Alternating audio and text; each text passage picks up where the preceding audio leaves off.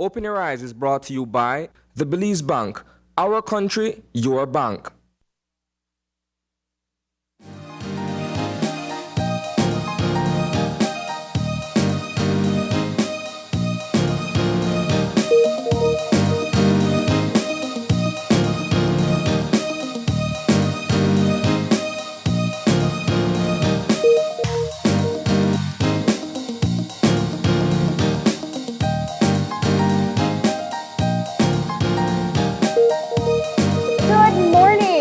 Welcome to Open Your Eyes. Start your morning right.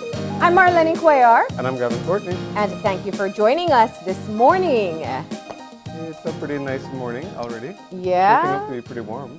That's right. Definitely the rains have calmed down since yesterday, so it looks like it's going to be a better day already. Yep. And we are going to be getting into our weather forecast in a little bit. But until we do, there is a lot to discuss that has been going on in the news recently. Mm-hmm. Of course, one of the biggest news items which has been, or which has the potential to impact at least a lot of our viewers and of course the population at large, is the issue going on surrounding the issuance of permits or runs to the Floralia bus line.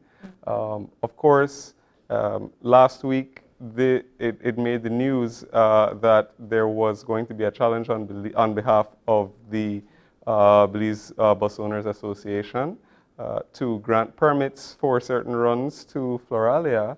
And as a result of that, not only is there impending legal proceedings, but of course there was also rumors of a strike happening among the service providers, which we don't know how that could look. But of course there were lots of reports of potential blocking of roads, and of course it's a situation that's still developing as we speak. Yeah, and there are two issues. It's looking at the runs that will be permitted or may be permitted for the new bus line Floralia, but it's also looking at approving an increase for bus fees.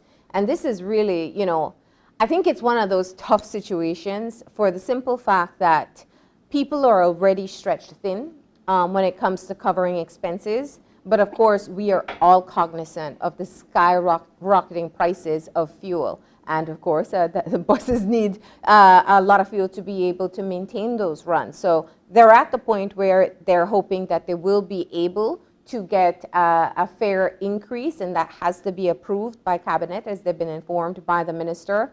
And they're pretty stern about it. They are saying that there is always the possibility that they will shut down public transportation if it is not approved for them to get an increase in the fares. Yes, and of course a lot of people don't really realize that a lot of the rates for, or most, if not all of the rates for public transportation are set out by law. So it isn't just a question of the service provider saying, okay, well, I'm going to increase my price this much. Yeah. Actually, it is set and it is monitored. So it's to ensure more safe, it's to ensure that the consumers are protected, and also that there's a level of equality among the providers. And of course, this has been one of the biggest issues in this whole matter when it comes to equality and fair competition, because of course, apart from the reports, a lot of the people's conversation and the buzz around it traditionally about the bus associations and the different lines in Belize. One of the biggest issues for a time has been quality of the service that's being provided, and whether the existing companies or the long established, let me say, companies have been providing a good service, whether they've whether there is room for competition, because of course this isn't the first time we're seeing, let's say, conflict with new owners. Of course, there was a lot of controversy a few years ago with the granting of certain international runs to ADO bus line. Yeah. So of course, people will say, well, if there's a superior service or if there's a different service, they should allow it. Whereas some people are like, well, the bus owners have traditionally said that they're not in an economic position to just fully overhaul their bus lines. You know, and honestly, that's been the conversation that I've been reflecting on quite a bit. When we had the bus association raising the flag saying that the Mexican buses and even the Guatemalan buses were not sticking to their approved routes, which was to pick up from some of the main tourist points and going directly over the border. They were making stops. That was the allegation. And so they made a huge issue at that time. But of course, the constant concern that came from viewers, from the public was, well, when are you going to upgrade your services? Now, it's not as easy as saying purchase a air-conditioned bus and have it decked out with all the bells and whistles. They also talk about the costs associated with importing these buses, and they also talk about how they would hope to have the type of collaboration with the government to have some incentives to be able to change their fleets. Now, that was a conversation that was thoroughly discussed a few years ago, and now we're here again. So the concern, I think, or the complaint will always be from people who need to use the buses, that they deserve better service. The question is, how do we get there? But in the meantime, no matter what is running, people need the public transportation to be able to move around. Absolutely, and that counts for whether it's people moving around within their own municipalities, their own districts, or people who commute, you know, because there are several people across the country who do that, travel from different parts of the country to work, to even send their children to school, because as we know, lots of children rely on the bus to get to and from school. And of course, now that face-to-face classes are back on, it's going to be a much more important issue. And of course, a strike could have huge implications, not only for you know, people who use the bus, road users in general, and of course the general population. And you see, every time we talk about the increase in gas prices, it's always interesting because you see in other parts of the world, when prices start to go high, people start to rely on public transportation to be able to reduce costs. We don't have that as a possibility for all of us in Belize. A lot of people do commute to work. A lot of public servants may find their way to Belmopan using the different bus systems, but the reliability of it, the comfort of it, and even the number of runs at times. If you don't get the good early morning run, then you're not guaranteed to get to work on time. So there is a great need to revamp the transport system. We've talked about it with the new chief transport officer, with the CEO, with the minister, and they do intend, or they have plans in mind that they would like to achieve this, but you know, I think the sooner the better, especially with the way the prices are going and the indications for the future. Oh no, absolutely, and I think that, of course, it's going to be an issue that keeps, you know, playing itself out like this. You know, if there's not a serious reform, if there's not a serious effort to reform, because as we see the current situation, it tends to give itself problems for both the users and the owners of the buses, and of course the people who want to establish new operations in Belize to whatever extent. Yeah. So, you know, that's where they are at this point. And I just think, you know, when you think about it, the way our country champions or environmental causes, have you ever driven behind one of these? I mean, everybody has. When you drive behind these old school buses that are not even second hand or third hand, they're passed down through many different users. And then here in Belize City or on the roadways, they're just smoking everyone else out. No, yeah, that's another thing. And just the amount of buses that are here that don't, you know, that don't have the, don't have the, a lot of them, you know, don't have the standards that for you know, clean emissions and stuff like that. The amount of runs, of course, is also not doesn't help that problem either.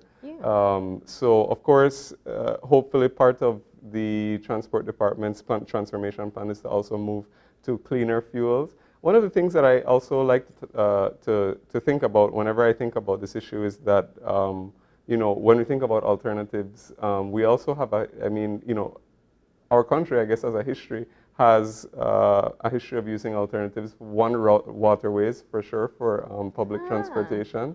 way back in the day, we had trains, but those are mainly for the for the banana industry. Yeah. But You there, want to see a new train system in Belize? well, you know, it could work. You know, maybe clean off some of the vines off of those old lines and see if we can get our route from north to south. That would be interesting. But I mean, like I said, waterways traditionally were the ways that we got around the country from before the establishment of the highways. In some cases, it's quite a lot. It can cut down the distance if Yeah. you travel by water, for existence, from Belize, Dangriga, Belize, Punta Gorda.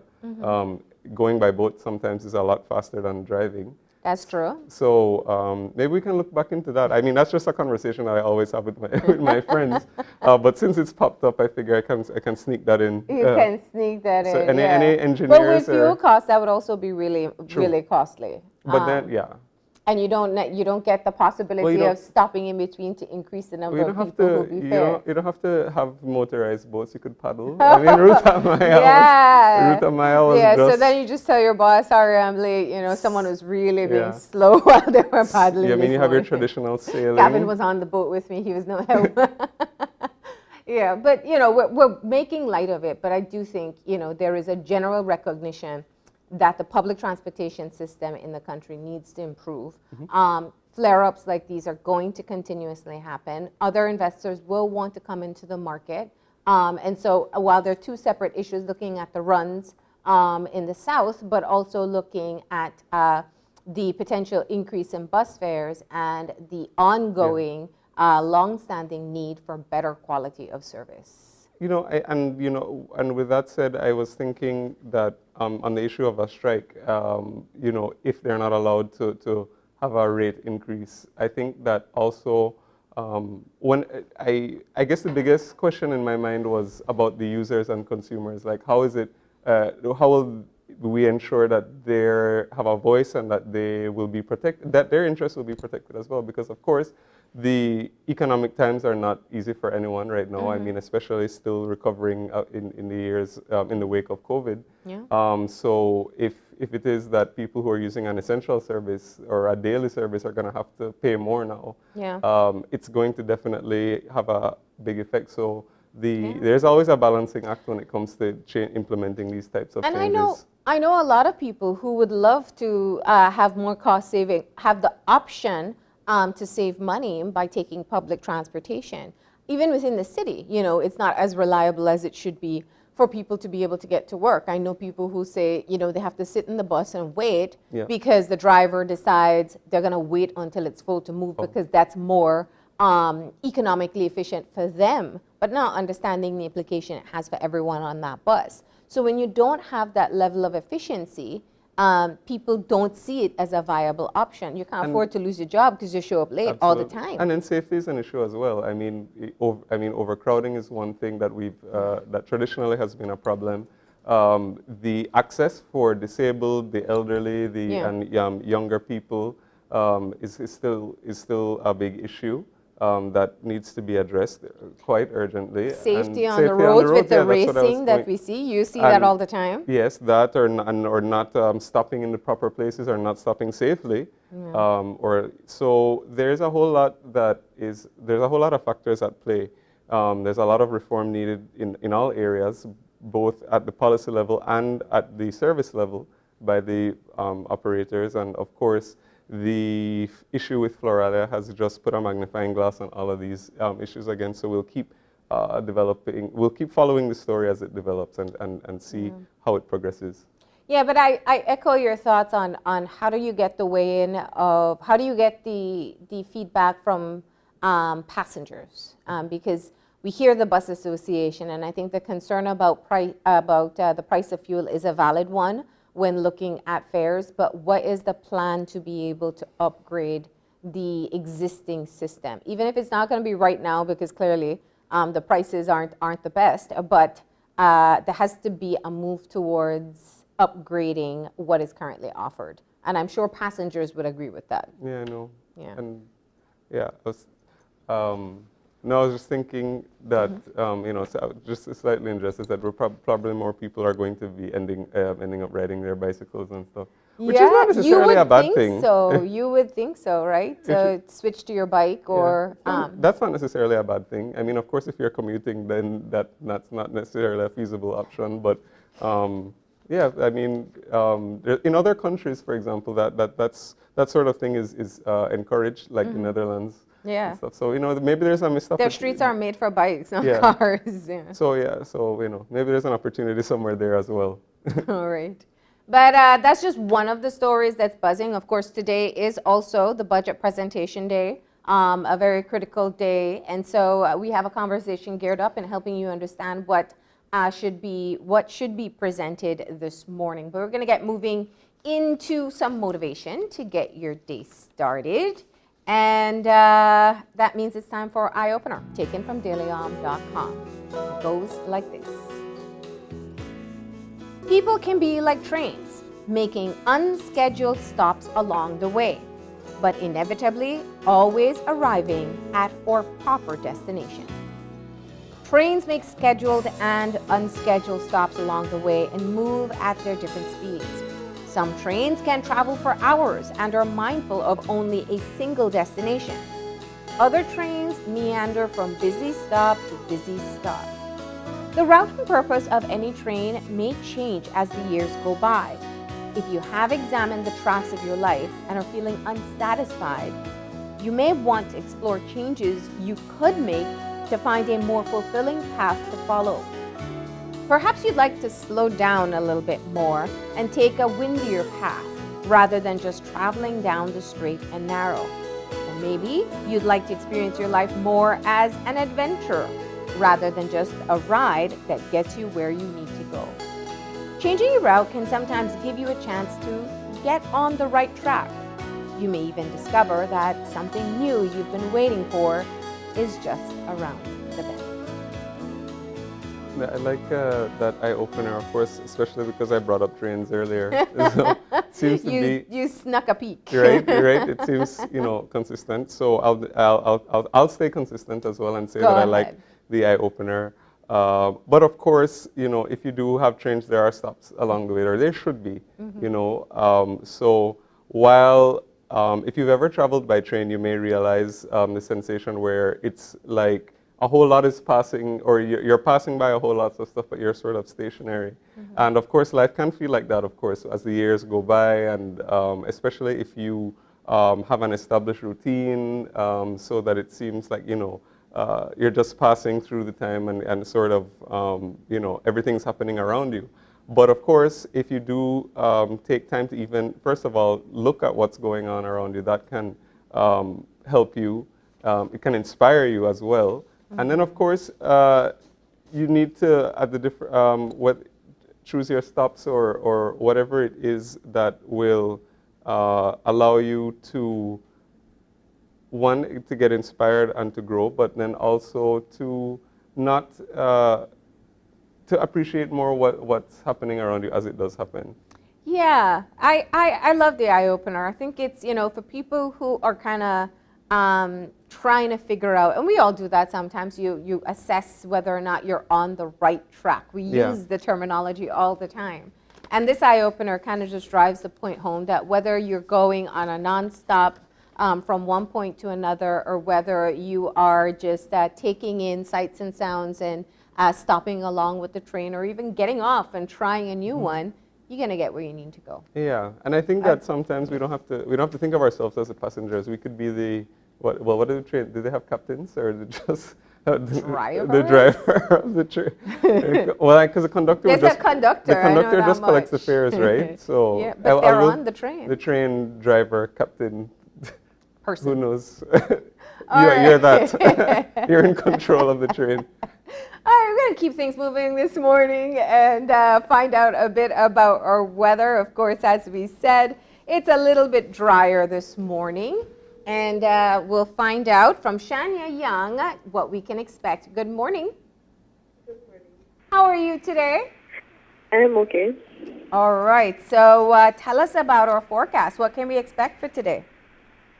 So over most areas, drier conditions is expected to prevail. And in the 24-hour forecast, skies will be mostly sunny today and partly cloudy tonight with isolated showers, except for a few more over the southern districts this morning and tonight. All right, and the winds? The winds will be from the east and southeast at 5 to 15 knots, and the sea conditions will be choppy. All right, what about our temperatures? So high temperatures today will be 85 degrees Fahrenheit along the coast, 90 inland, and 75 in the mountains. All right, and for tonight? So tonight will be 75 degrees Fahrenheit along the coast, 70 inland, and 64 in the hills. Okay, and for the next few days, what can we expect? So mainly fair weather with isolated showers, except for maybe a few more over the sea tomorrow morning. So that means the rains are done for now? Easing up, yeah. So mostly drier up until about Saturday. Okay. And what about the other updates? There's the fire update and, of course, the sargassum. Yes, so soil conditions are relatively moist, so the risk of brush or forest fires continues to remain low. However, for sargassum, the latest satellite observations show an increase in sargassum over the area. As a result, there is a medium to high chance for more sargassum affecting the beaches across the country over the next few days. All right.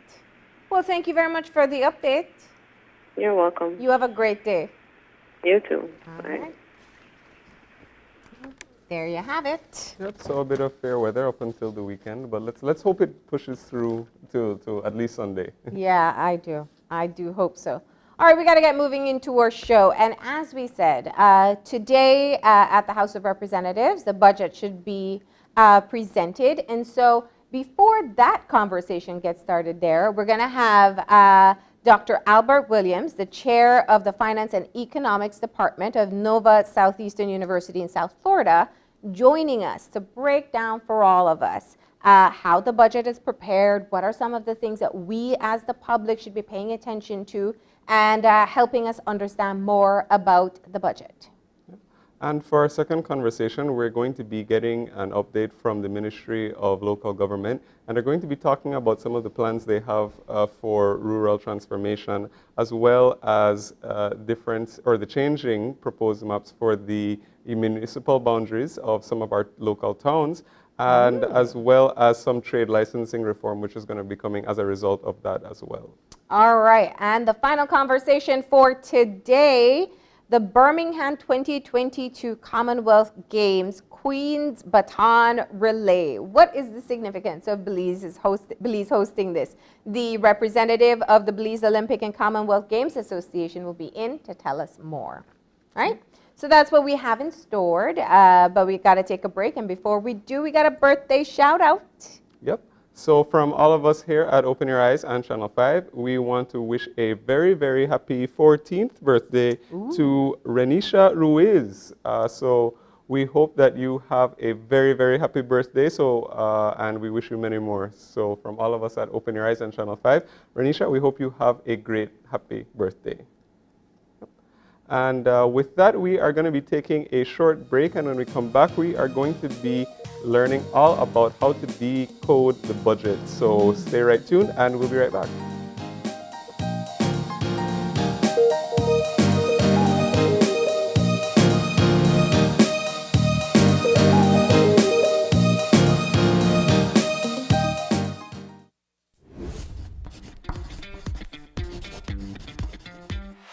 The ministry is collaborating with SpeedNet Communications to have a vaccination campaign for children ages 12 to 17 years. Children who get vaccinated will get a chance to win fabulous prizes, including backpacks with supplies, Nintendo Switch, tablets, book tuitions, and MiFi with 3 months data.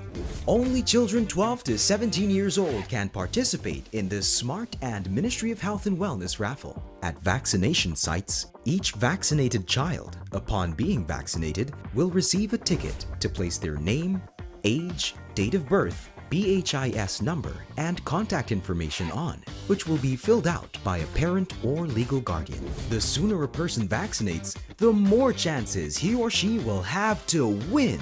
Get vaccinated, Belize. Vaccination saves lives. After a rough week of school, Jake and his friends decide to treat themselves to frozen coffee. And since they don't have cash on them, they decide to use eCash. With eCash's geolocation feature, Jake can easily find the nearest coffee spot. With eCash's built-in option to split bills, Jake can pay the bill and his friends can reimburse their portion of the bill.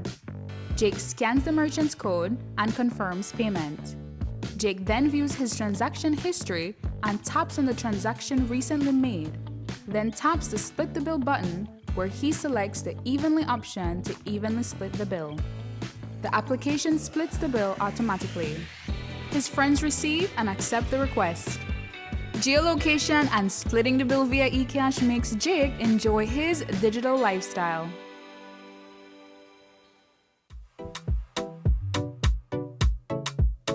Why should you wear your mask? To protect myself.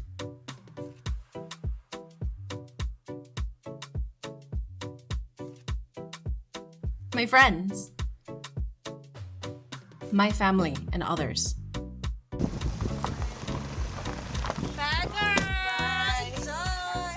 I wear my mask because I love my grandparents. With so many reasons to wear a mask, we continue to advise persons to wear a face mask properly, covering both nose and mouth.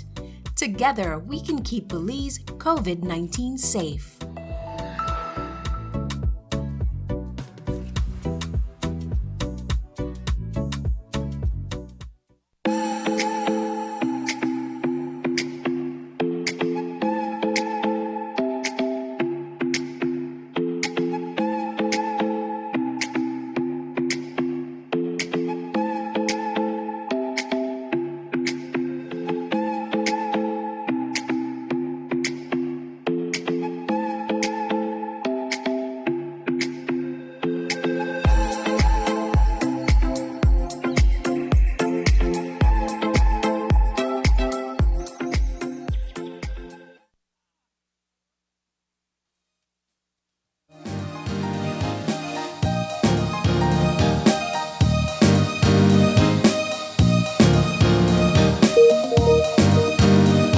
And we're back, and we are moving into our first conversation for this morning, setting the tone for the budget presentation that is set to start later on this morning.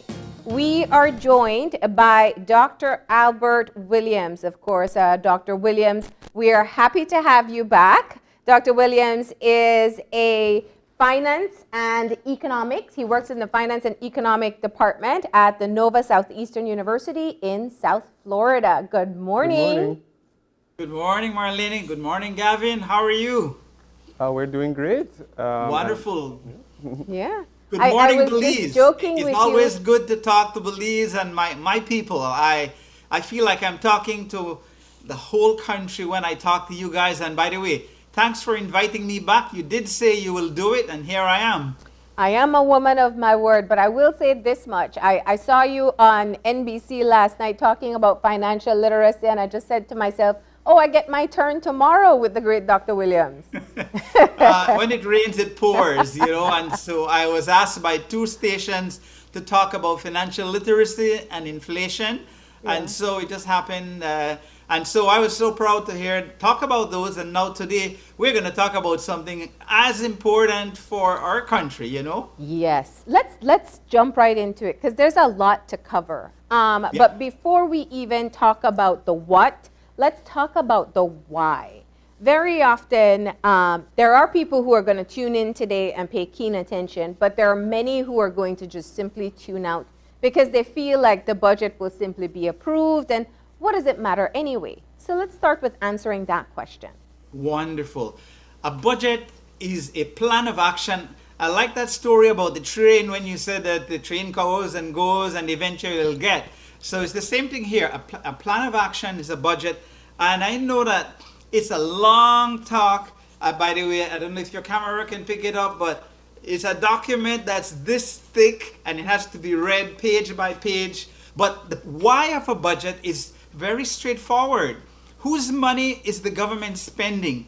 Your money, your taxpayers' money. You elected that government to manage your finances for the public goods. And so you need to be very involved. It's almost like part of your civil pride to know what has happened over the last year. That's the performance part.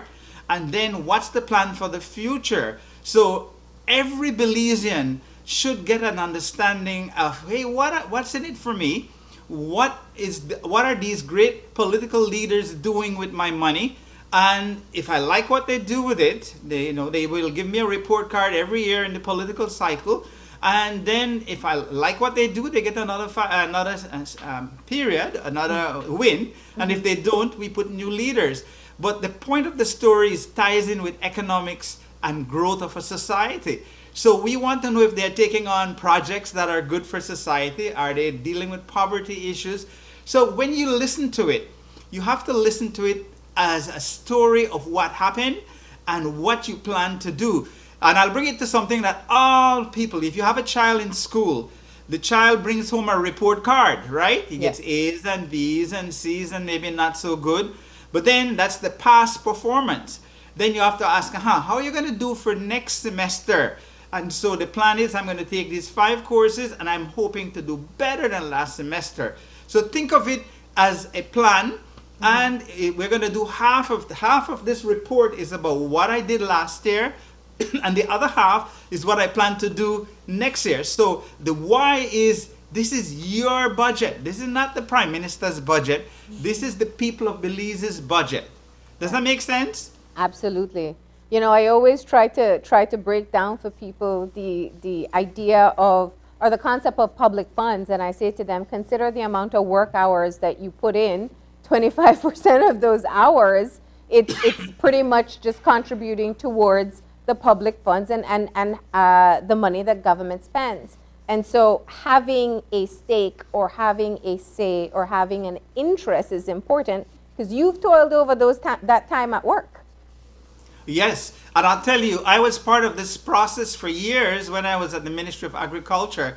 And it's funny how every department or unit has to feed into what the requests are, revenue if possible, and expenditures. Then you all add it up for one ministry. Then all the ministries add up, and then you come up with a huge budget for the whole country. So it is no easy task to come up with a budget for over $1 billion of how you're going to raise the revenues and how you're going to do the expenditure. But don't forget what a budget means. A budget doesn't mean exact. It means that I estimate that I'm going to spend roughly $1 billion. I'm going to raise roughly $1 billion. I might go over a little, or I'll go down a little.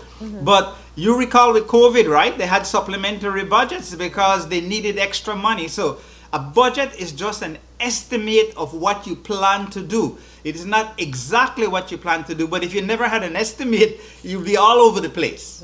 Yeah, it gives you your goals and targets.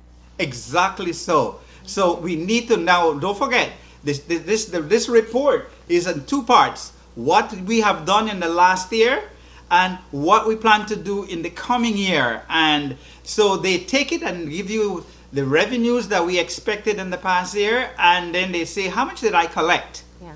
And then the expenditure, how much I plan to spend, how much did I actually spend? And then people, we need to ask, did you use my money wisely? That's the kind of question you have to ask. Now, go ahead. No, well, I was going to ask, so in, determining if or whether money has been wisely spent, what are some of the things that people should look out for to be in a position to be better informed? Okay, Gavin, here's what was done. Last year's budget, they had a plan for this past year, and they have guidelines of what they were planning to do. There are a lot of capital projects. There's a lot of pretty words being used, and we need to cover some of them. The first one, but let me answer your question. They had line item, I'm going to do so much for housing, I'm going to do so much for roads, I'm going to do so much for all the different components of the economy. And so this year's report card really should be saying, did I accomplish those things that I had planned last year? Does that make sense? You have a whole list of things in this report here, like 12.5 capital projects, and I'm using a big word.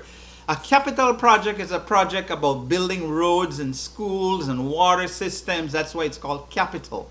And there's something called Capital 1, Capital 2, and Capital 3. Now, I'm getting into the weeds, but I'll come back. There are some fancy words. But when you have capital money, it's like making a road. I know some people were saying the roads were starting to break up. We have to continuously fix them. So when you build this capital, it's good for all of us. So we want to know, if you had planned to fix so many miles of roads, did you do it? Because the past, you could go to this one that I'm reading. This one was not, I don't have access to the new one. This is the one from last year. Okay? But this one from last year is structured, and I'd be quite surprised if it's the one from this coming year. Will be roughly the same in terms of the way it's written. Yeah. So my thinking is that they have a lot of things in this document that I'm reading that were to be done. So the first part of the report will be, I got these done, I got these done, I got these done, and then you'll say, okay, that's a good report card. Yeah. Now, tell me what you're going to do for 22-23. Another big thing about all of this is that you hear words like surplus and deficit, right? A deficit means that if you plan to spend 1 billion and you only collected 900 million, you're off by 100 million. So you better go find 100 million to meet your budget. That's a deficit. Now, this is what we would like if you can, but it's hard to do. I want to spend 1 billion, and those are numbers where the government is going to talk. Those are kind of the ballpark numbers. Yeah. But if I collected 1.1 billion, I'm 100 million above. Boy, every government would be happy to hear that, right? Yeah. But it's not easy to do, especially in this environment that we're in, where you could see how it's been hard on the government. Now, the last year report card shouldn't be as bad as the year before that's in this document, because we're starting to get a handle on COVID, right? Yes. There's one catch, though. How do we deal with the oil prices? I heard you with the buses and all the troubles going on. It's a big concern. Yeah. Go ahead.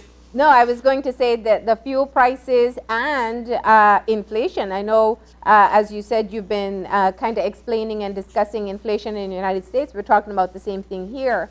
And it's really a tough position. As I imagine today's budget presentation will probably be scrutinized, because the government had an economic recovery plan, and based on the last statistics that came out, they were able to reduce the debt. But when you have growth and you speak about growth, people expect that to translate into everyday living, but we're not there. You know, the growth is a very tricky word, because when you say a country grows, it doesn't mean that everybody is benefiting. Yes. I mean, if you have capital projects, the roads are better, yeah, we all benefit. But when we talk about benefit, we want to know if our income is getting higher. Can we provide for our families better? And that is not as equal as we would like it to be. So that's a whole different level of where the government is.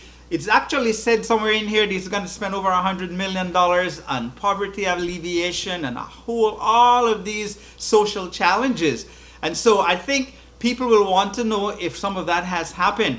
But you know, this document is structured in such a way that it'll give you what's its objective, which is to give you past performance and future performance. And by the way, the fiscal year is not like a calendar year, right? No. It starts in April 1st and it ends March 31st.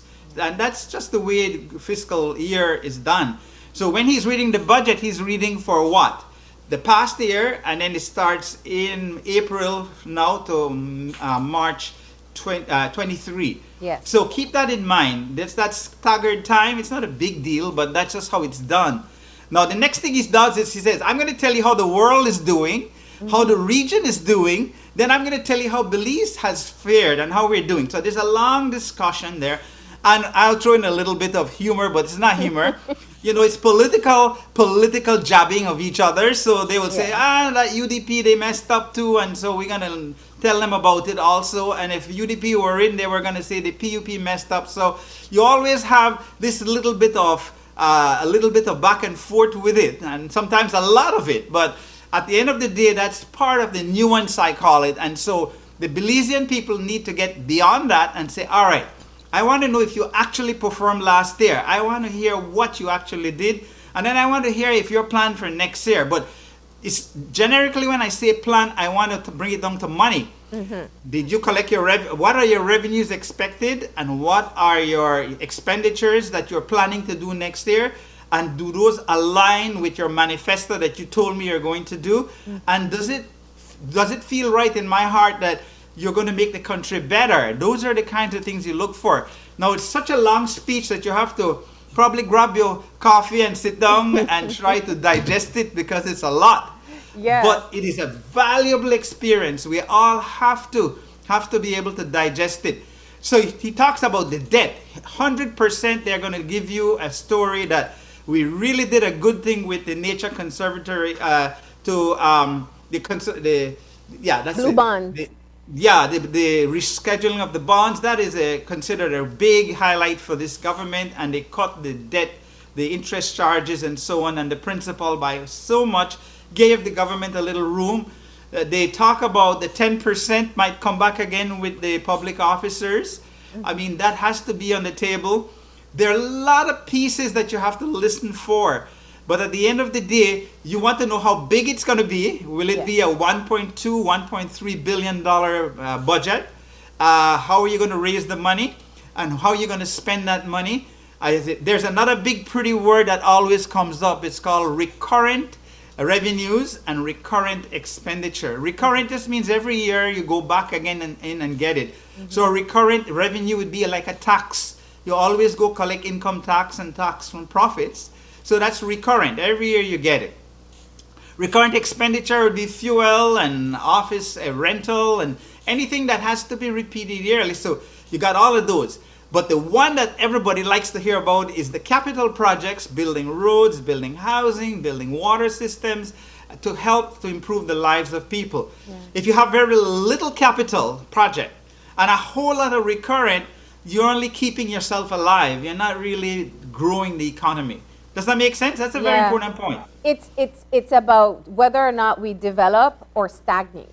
Exactly. Yeah. Now, if you only put food on the table and you only pay your public officers, that's good. I mean, there's some growth there. There's a multiplier effect.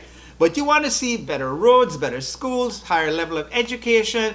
Poverty alleviation is my big pet peeve, because when you hear our country has, the last time we spoke, you remember, in the country with such high level of poverty, we need to put in direct targets. And there's some things going on already, but we need to hear more of how we're going to get poverty reduction and crime reduction. They seem to go together. Yeah. And so all of that you have to look for in the budget. But the Prime Minister is going to go up there and he's going to talk about all these things, and he has to go topic by topic, and he's going to literally walk you through the past and the present, look for revenues, look for expenditures, look for how he's going to manage the debt. And then he's going to identify key projects for next year that's part of their recovery plan. And then you have to say, it sounds good.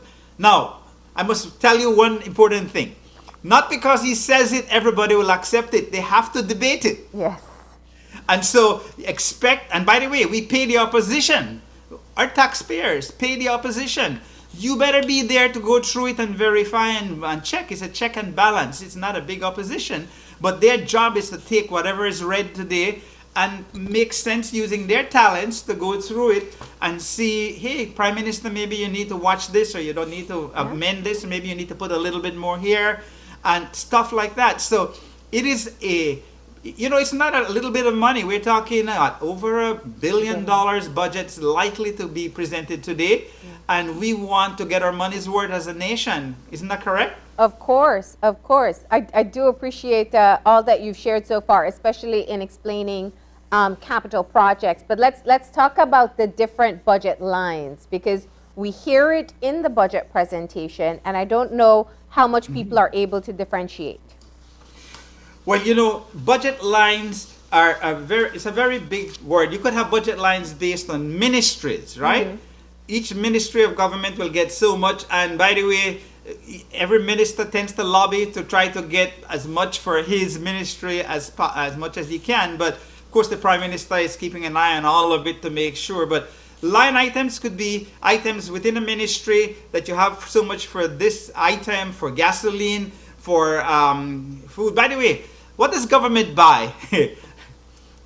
Pretty much everything in the country, doesn't it? So government is a huge expenditure. It spends $1 billion a year, and who benefits from that? Well, anybody who sells things to the government. So some people will be watching the budget to see, oh, can I get a contract? You know, it's business. So the line items simply mean all the things that were allocated for, like in agriculture, you might have line item for extension, how to go out and help the farmers. I remember in my younger days, we'd have line items for extension, for research. We'd have line items for the policy unit. And so you have all of these monies set aside, and that's how you bring it up to come up that the Ministry of Agriculture may need so many million. But it didn't just happen with somebody just dreamt it up. It had to come up the line, and you'll have these different line items. So line items are, that's when you get into the weeds. Yes. And let's go back to the CAP 2 budget, the CAP 2 versus CAP 3. Yeah. Yeah. The CAP 2, I asked one of my colleagues last night to verify that I'm correct. You know, I always contact my friends in Belize, my good friend, Mr. Philip Tate, and I said, am I sure? CAP 2 is Belize money used for building projects. And CAP 3 are international money from CDB and IDB and World Bank and IFAD. All of these international bodies will give us either a combination of grants and loans, and we take those monies and we build projects. I remember in agriculture when I was there was one called IFAD, and we were in Toledo trying to build farmers and get them more independent and have bigger farms rather than just staying on the reservations and then go to work. So these are the kinds of things. So you got two levels of project. We lead both of them. Now Belize has a huge recurrent expenditure of salaries, right? And salaries take a big chunk of the budget, closer to nearly between around 65 to 75%. So we really have a lot of our money into public officers, and we need more money for CAP 2, which is Belize's money for projects, and of course we need to lobby internationally to get more. But some of these monies are not only gifts, you got to pay them back. So if you got to pay them back, I always say what? Get the biggest bang for your buck. Don't waste it. Yeah. And I'm glad you said that, you know, differentiating between a loan and a grant. Absolutely correct. There are sections where you have grant, there are loans. But my thinking is, it's somebody's money. Somebody had to give up their tax dollars to give you money. So even if it's loan or grant, you better get the biggest bang for your buck for it. Don't waste it. Don't throw it away, and don't abuse it. Yeah. And you know, speaking of, you know, getting your bang for your buck, a lot of the times, and especially in a budget, the politicians will justify, let's say, trying to gain more revenue by saying that, well, if the government has more money, then we'll have more to do more projects and to improve services. But that seems like it's kind of goes without saying, but at the end of the day, we see that, you know, the citizens a lot of the times don't end up getting what it is, you know, a bang for their buck, to use your words. So yeah. What features do we look at to say that, well, this is that, you know, we seem to be on the right track here, that maybe that you know, that the government is, let's say, investing our money in a wise way? Gavin, there are two ways to look at it. For the recurrent public officers, over 15,000 of them, their job is to serve the Belizean public. Simple. They do know, and I was one of them, that we are spending the people's money. So technically you should provide an efficient service and an accurate service to our people. That's definitely. So when you go to a government office to get a service done, man, they don't want you to be sitting there 3-4 hours. Your time is valuable. You need to be able to get in there and get what you need to do and get going to go do the business. Whenever somebody has to hang out at a government office for 3 to 4 hours, they don't realize that that person's time is valuable. And so you imagine 1,000 people coming to government offices every day. Just take up a number. And if they all waste 3 hours, you know how much economic growth we just wasted. So the public officers have to give timely help, and they need to put in the infrastructure. Sometimes it's not their fault. Sometimes the technology is not up to speed. They have to build a system.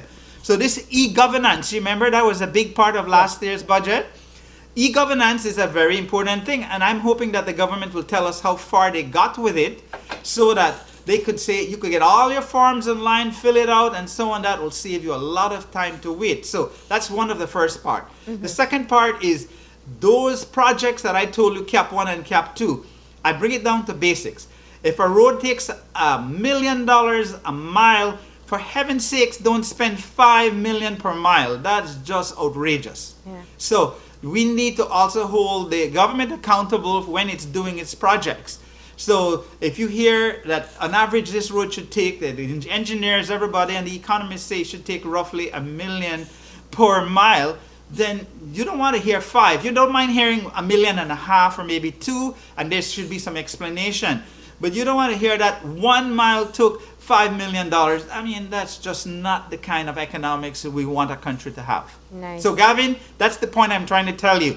We need efficiency with the spending. We are not very wealthy country, technically speaking, correct? And so when we put our money to work, we want our money to get the biggest bang for its buck. And the way to do that is efficiency, proper management, and don't tolerate any nonsense about the high level of corruption. Yeah.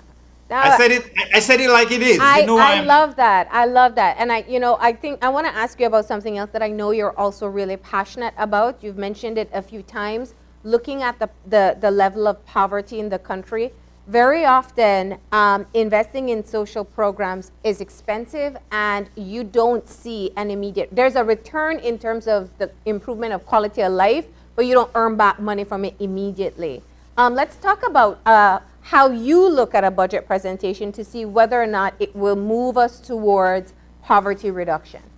Okay, so I would first look at the past. Yes. And see if they literally did some of the projects for poverty alleviation, like maybe more scholarships for needy children, maybe more pantry handouts for Feed the Person Today, because there's a need for some of that.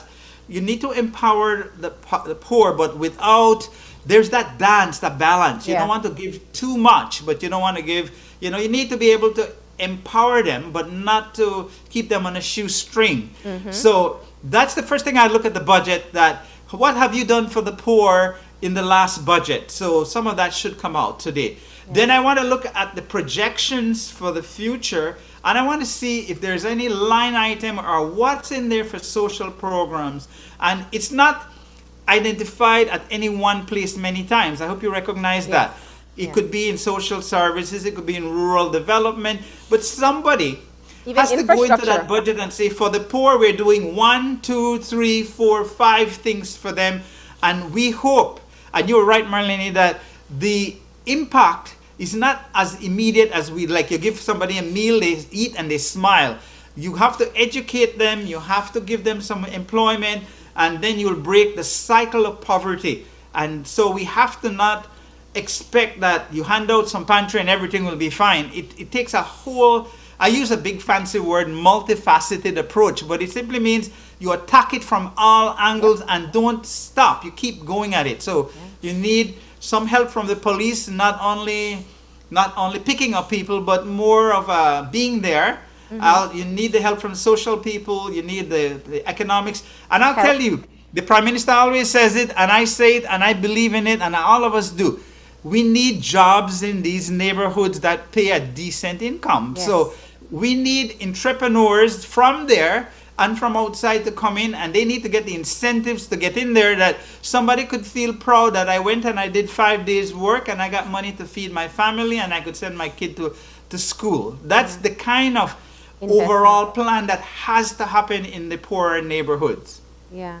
Yeah, I echo your thoughts. I think that when you talk about the multifaceted approach, how can people get out of poverty? We'll always talk about education.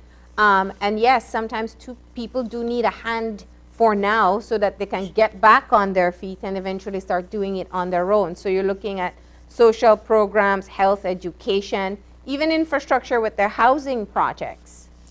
Yeah. Marilyn, I will use myself as an example. I came from very humble beginnings. I am by no means rich, but I got educated and my father barely could write his name, but we were able to get all of us through high school, and he was a Belizean indeed. He had 10 children. So all of us went to high school, and that man couldn't read. He just worked hard, but those were different days than now. Now it's a little different, but at the same time, opportunities are there. So I would like people to it's not where you come from, it's where you end up, and you have to work at it. And it's not impossible, but I know it's hard, because there are a lot of people, including some in my family, who have not progressed as well. And so we do help them to some degree with some, whenever there's need for medical and maybe some basic foods items. But at the same time, the system needs to help, family need to help, and you, the individual, need to help yourself. And on that note, going back to something you said a bit earlier, that people watching, we shouldn't give the politicians a pass when they mention the issue of corruption. Now, when you're looking at a budget like this and you compare to what was spent, or if you compare budgets year to year, can we see what corruption is costing us from an economic standpoint, and how it may be holding us back? Gavin, you have asked the really good, tough question. What's the economics of corruption? Corruption is illegal activity. Every economy has a certain percentage of illegal activity. In the United States, it's quoted as roughly around 15% of the GDP. And we have a GDP of about a little over $21 trillion. So that's about $3 or $4 trillion worth of illegal activities going on in the United States.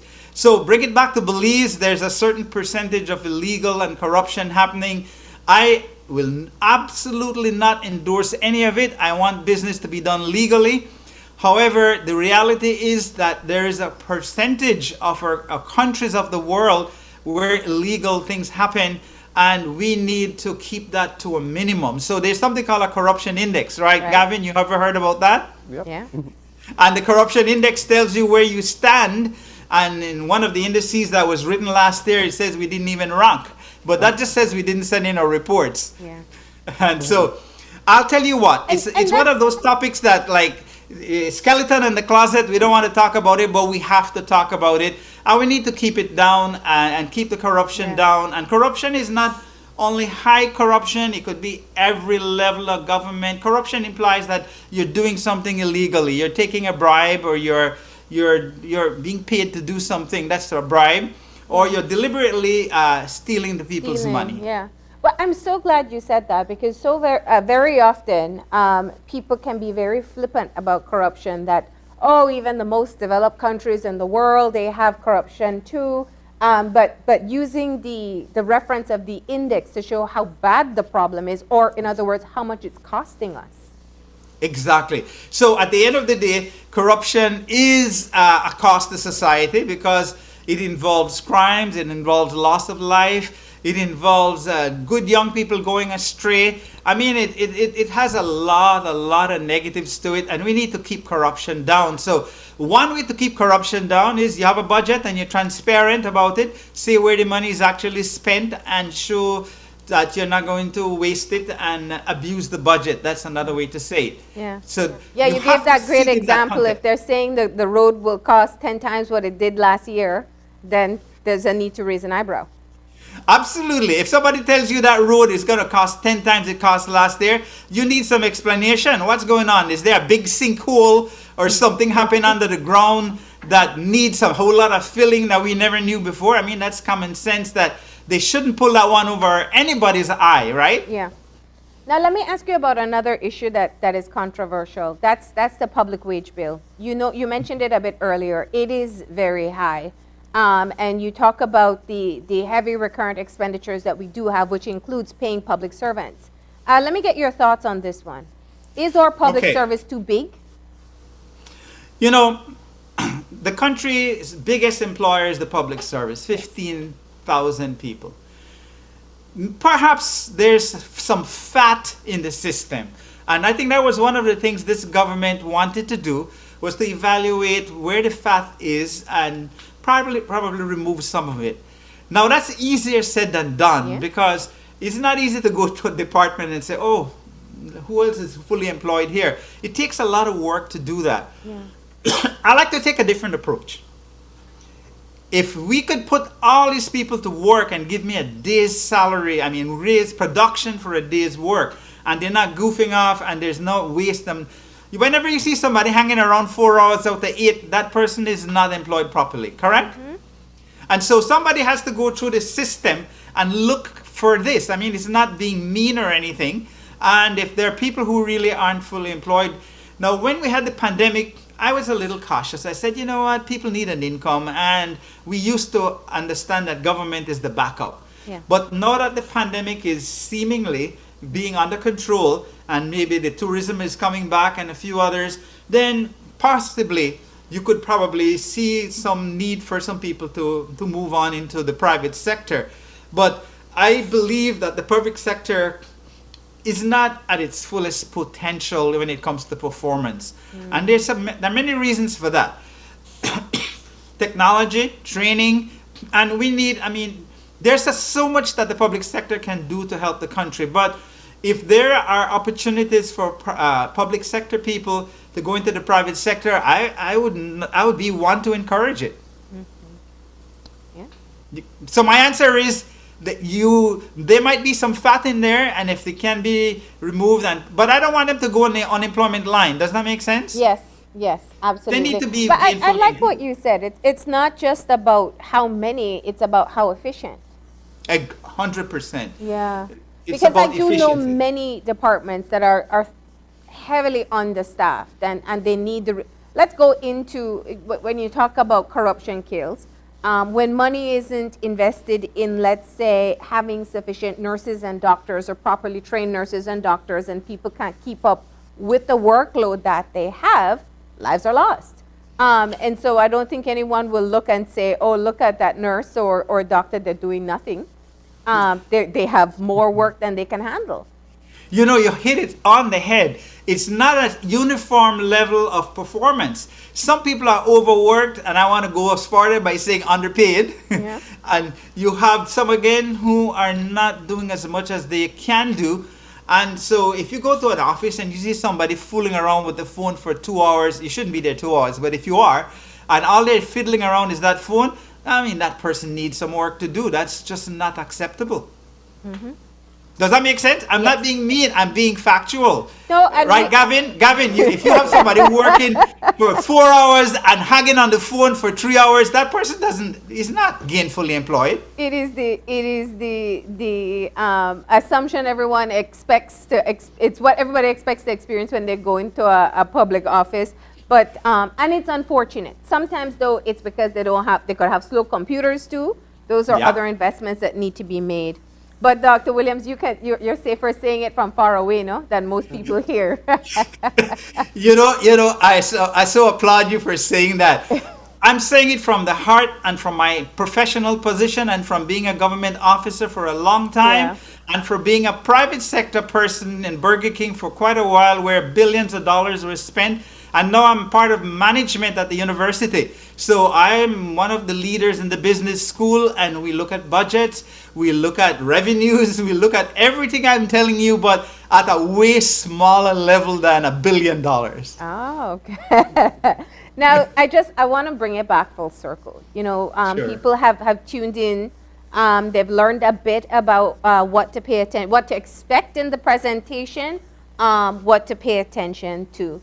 What's the difference that you think it would make if we had a public that would ask more questions about how our money is budgeted and how it would be spent. You know, we need an educated public, and that's what we're doing this morning, to at least get people to understand a budget, what it is. It's about revenues and expenditures, and then I want to know, are they spending my money wisely? That's the performance. So we want more people to look into it and see. I'll tell you, people are more concerned with their daily living right now, but there's something good about this budget that I liked, and I'm sure the one coming today has the same flavor. It had the input from public sector, private sector, churches.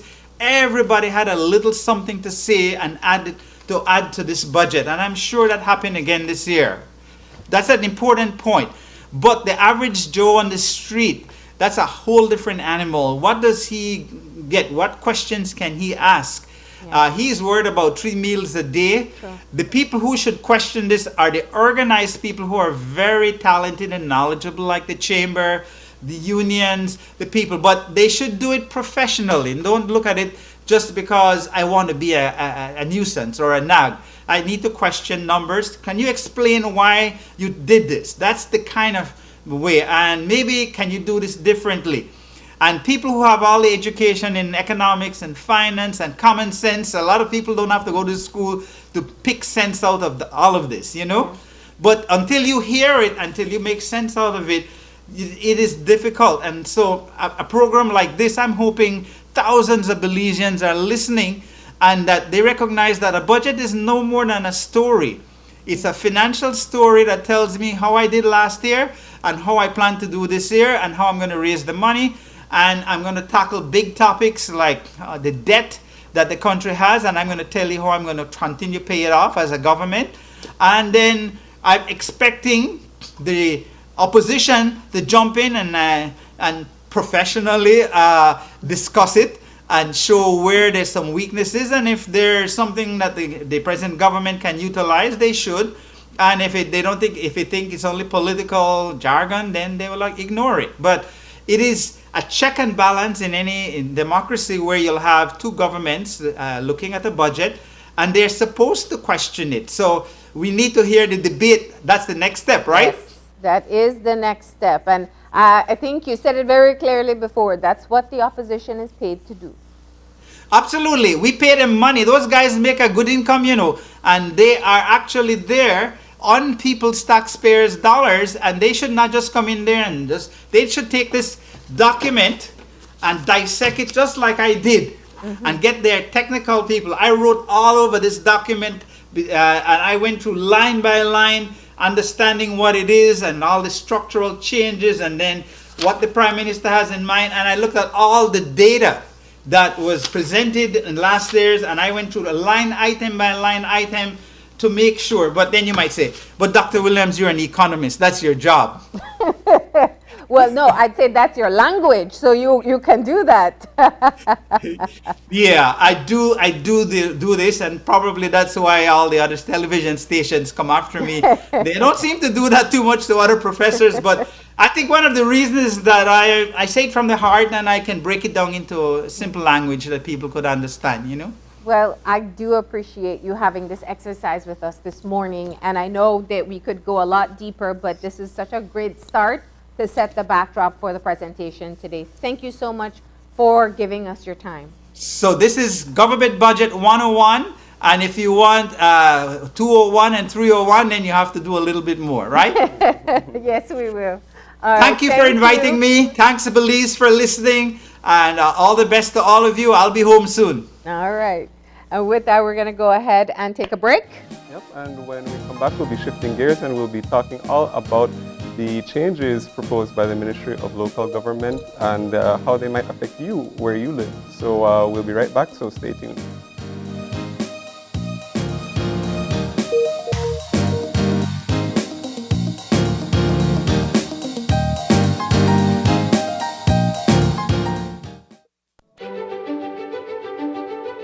Technology is ubiquitous, and it's transforming how, when, and where we work.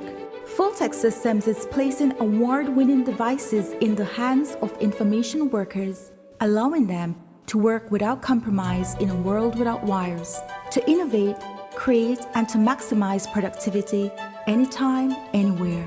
Satisfying the needs of the desk-centric remote and field worker and every other worker in between. We are providing the industry's best devices to businesses going through the process of digital transformation. Partner with us today to provide the solutions that will allow your employees to work effectively and efficiently to enhance your customers' experience.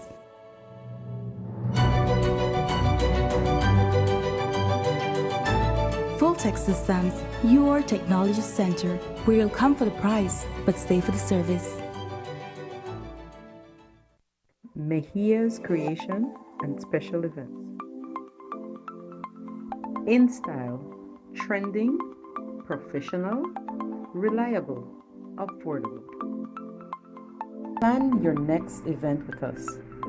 Whether it is a wedding, birthday, baby shower, gender reveal, photo shoot, graduation, anniversary, or a funeral service.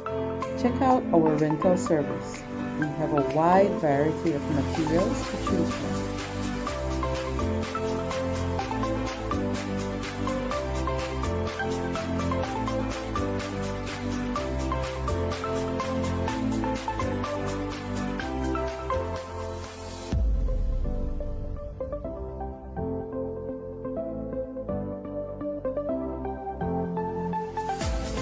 For more information, contact us at 628-7417 or 613-7417. Like us on Facebook.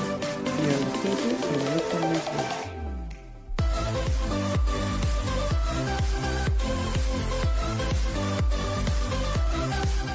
Bundle the fastest, most reliable, unlimited broadband in Belize with your prepaid or postpaid mobile plan or Netflix.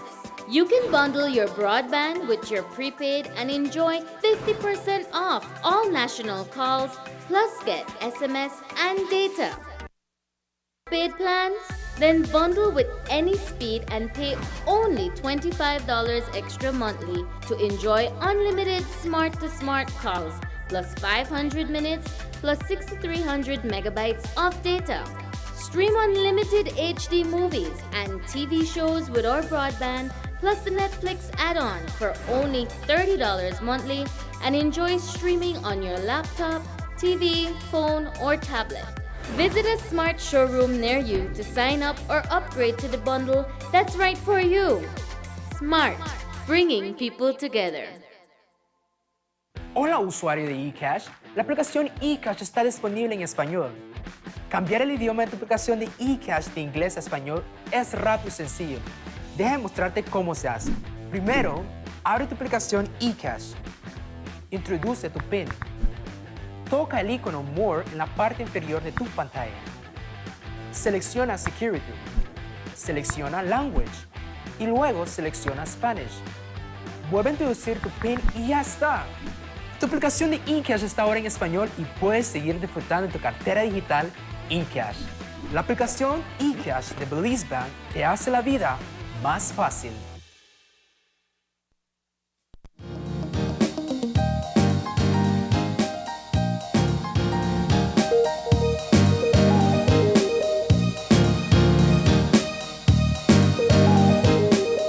And we're back. And if you're joining us now, we are just getting into our second conversation for this morning. And as we mentioned before the break, we will be getting an update in relation to a lot of exciting things which are happening in the Ministry of Local Government. And so we are going to be actually talking about some proposed maps for some of the municipal boundaries, as well as some trade license reform. And joining us from the Ministry of Rural Transformation and Local Government, we have Clifford King. Good morning. Good morning. Good morning, guys. Thank you all for having me. It's been a while since I've been here. It has been, and we are very excited about this conversation. A lot to talk about, but let's start with the big one first. The expanding of municipalities across the country. It has been, I know in many different parts of the country, people are talking about whether somewhere should be a town, what the boundaries of the towns and cities are, and now you're taking a look at that. So Yeah. let's start there. Actually, we've actually been taking a very long look at this. It's been since 2012 that the last government said, well, it really emanated from the Belize Mayors Association. Yeah. And the municipalities recognizing that they have been providing services to areas within their, or around their space that really they had no jurisdiction over. Things like providing infrastructure services, street maintenance, trying to keep drains going, picking up garbage. All of those services, the councils were recognizing that they were providing these services, but they had no jurisdiction over those areas, and so people were not obligated, residents were not obligated to contribute to the tax base or to the revenue base for the council. And so that was recognized, and government said, yeah, go ahead and do it. And then we did it, and then it stalled. Let me just stick a pin there and ask one of the questions I was asking you off camera. Is there a defined schedule set out in our laws as to when we review the borders or boundaries of municipalities, or even what qualifies a village, like let's use the famous one, Ladyville or Bay Vista, to be elevated to a town? Do we have no, actually, unfortunately, what the law calls for is, as it is right now, the legislation gives the minister the powers to declare new urban spaces, new towns and new cities, and those are given in a schedule in the respective municipal legislation. And so right now we have 7 towns and 2 cities, and each of those have their own pieces of legislation, which is again is something that we have been endeavoring to change. It's one local government system, it's one municipal system, and so we've been advocating for a very long time to amalgamate those pieces of legislation because they essentially speak to the same things. And so there's really no need for having separate pieces of legislation. But to come specifically to your question, those are the kinds of things that we need to define. And we actually have a draft municipal legislation that sought to amalgamate those 3 pieces of legislation that have provisions now in there for how you declare a municipal space. In the case of cities, it talks about threshold of towns, 15,000 residents to be eligible to become a town, and for a city, 25,000. So we have legislation that has, well, we have draft legislation that would provide those kinds of platforms or mechanism to move from village status to township to city status. And I think it's part of the evolution that we're going through. I have told persons that since we have had a new administration, there's been a lot of impetus to move some things that we have had on my desk in the Ministry of Local Government for a very long time. And so I'm very pleased that we're slowly moving there. And you mentioned Ladyville, but there are some glaring other examples, Kikaka, the Peninsula, Placencia, Bay Vista, Independence, Trial Farm, San Narciso. Those are very glaring examples. In some instances, you have some of these spaces that are either generating more revenues than some of the smaller towns right now. And so they are on the brink. They are ready. So let's just get that one out of the way as well. What is the significance of a village, let's say Kikaka, for example, being elevated to a town? Really, it is an opportunity for the local authorities, the residents, to kind of determine their own development. As it is right now, villages rely heavily on central government's intervention, whether it is to provide infrastructure, whether it's to maintain infrastructure, whether it is to bring in investments. And so the village councils under the Village Council Act have limited powers, limited resources, own sources of revenue. They don't even have a subvention.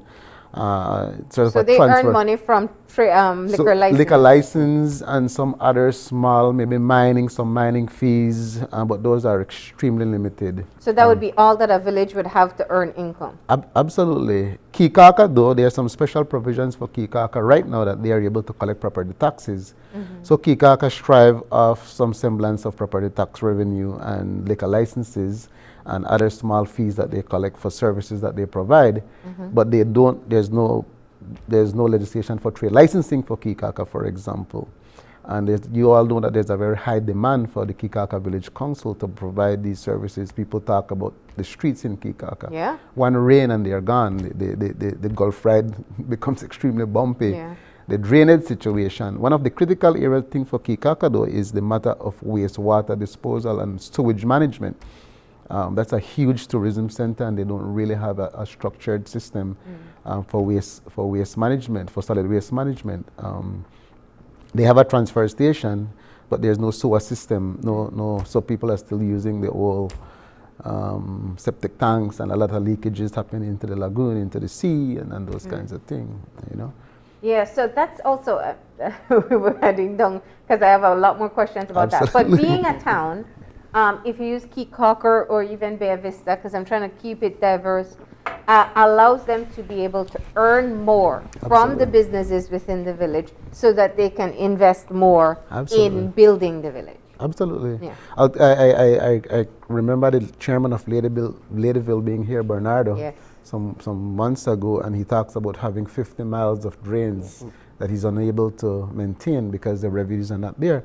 But there's a critical issue that we also need to identify, the matter of not necessarily fleecing, but the business community choosing to go into those areas that they are not obligated to contribute to the tax base or to the revenue base of the local area. Yeah. And so it's perhaps in some cases diminishing the economic life of the urban space and go into a space where it is unregulated, essentially. And so there's a critical tie between what we're doing with municipal boundaries and what we're doing with trade licensing.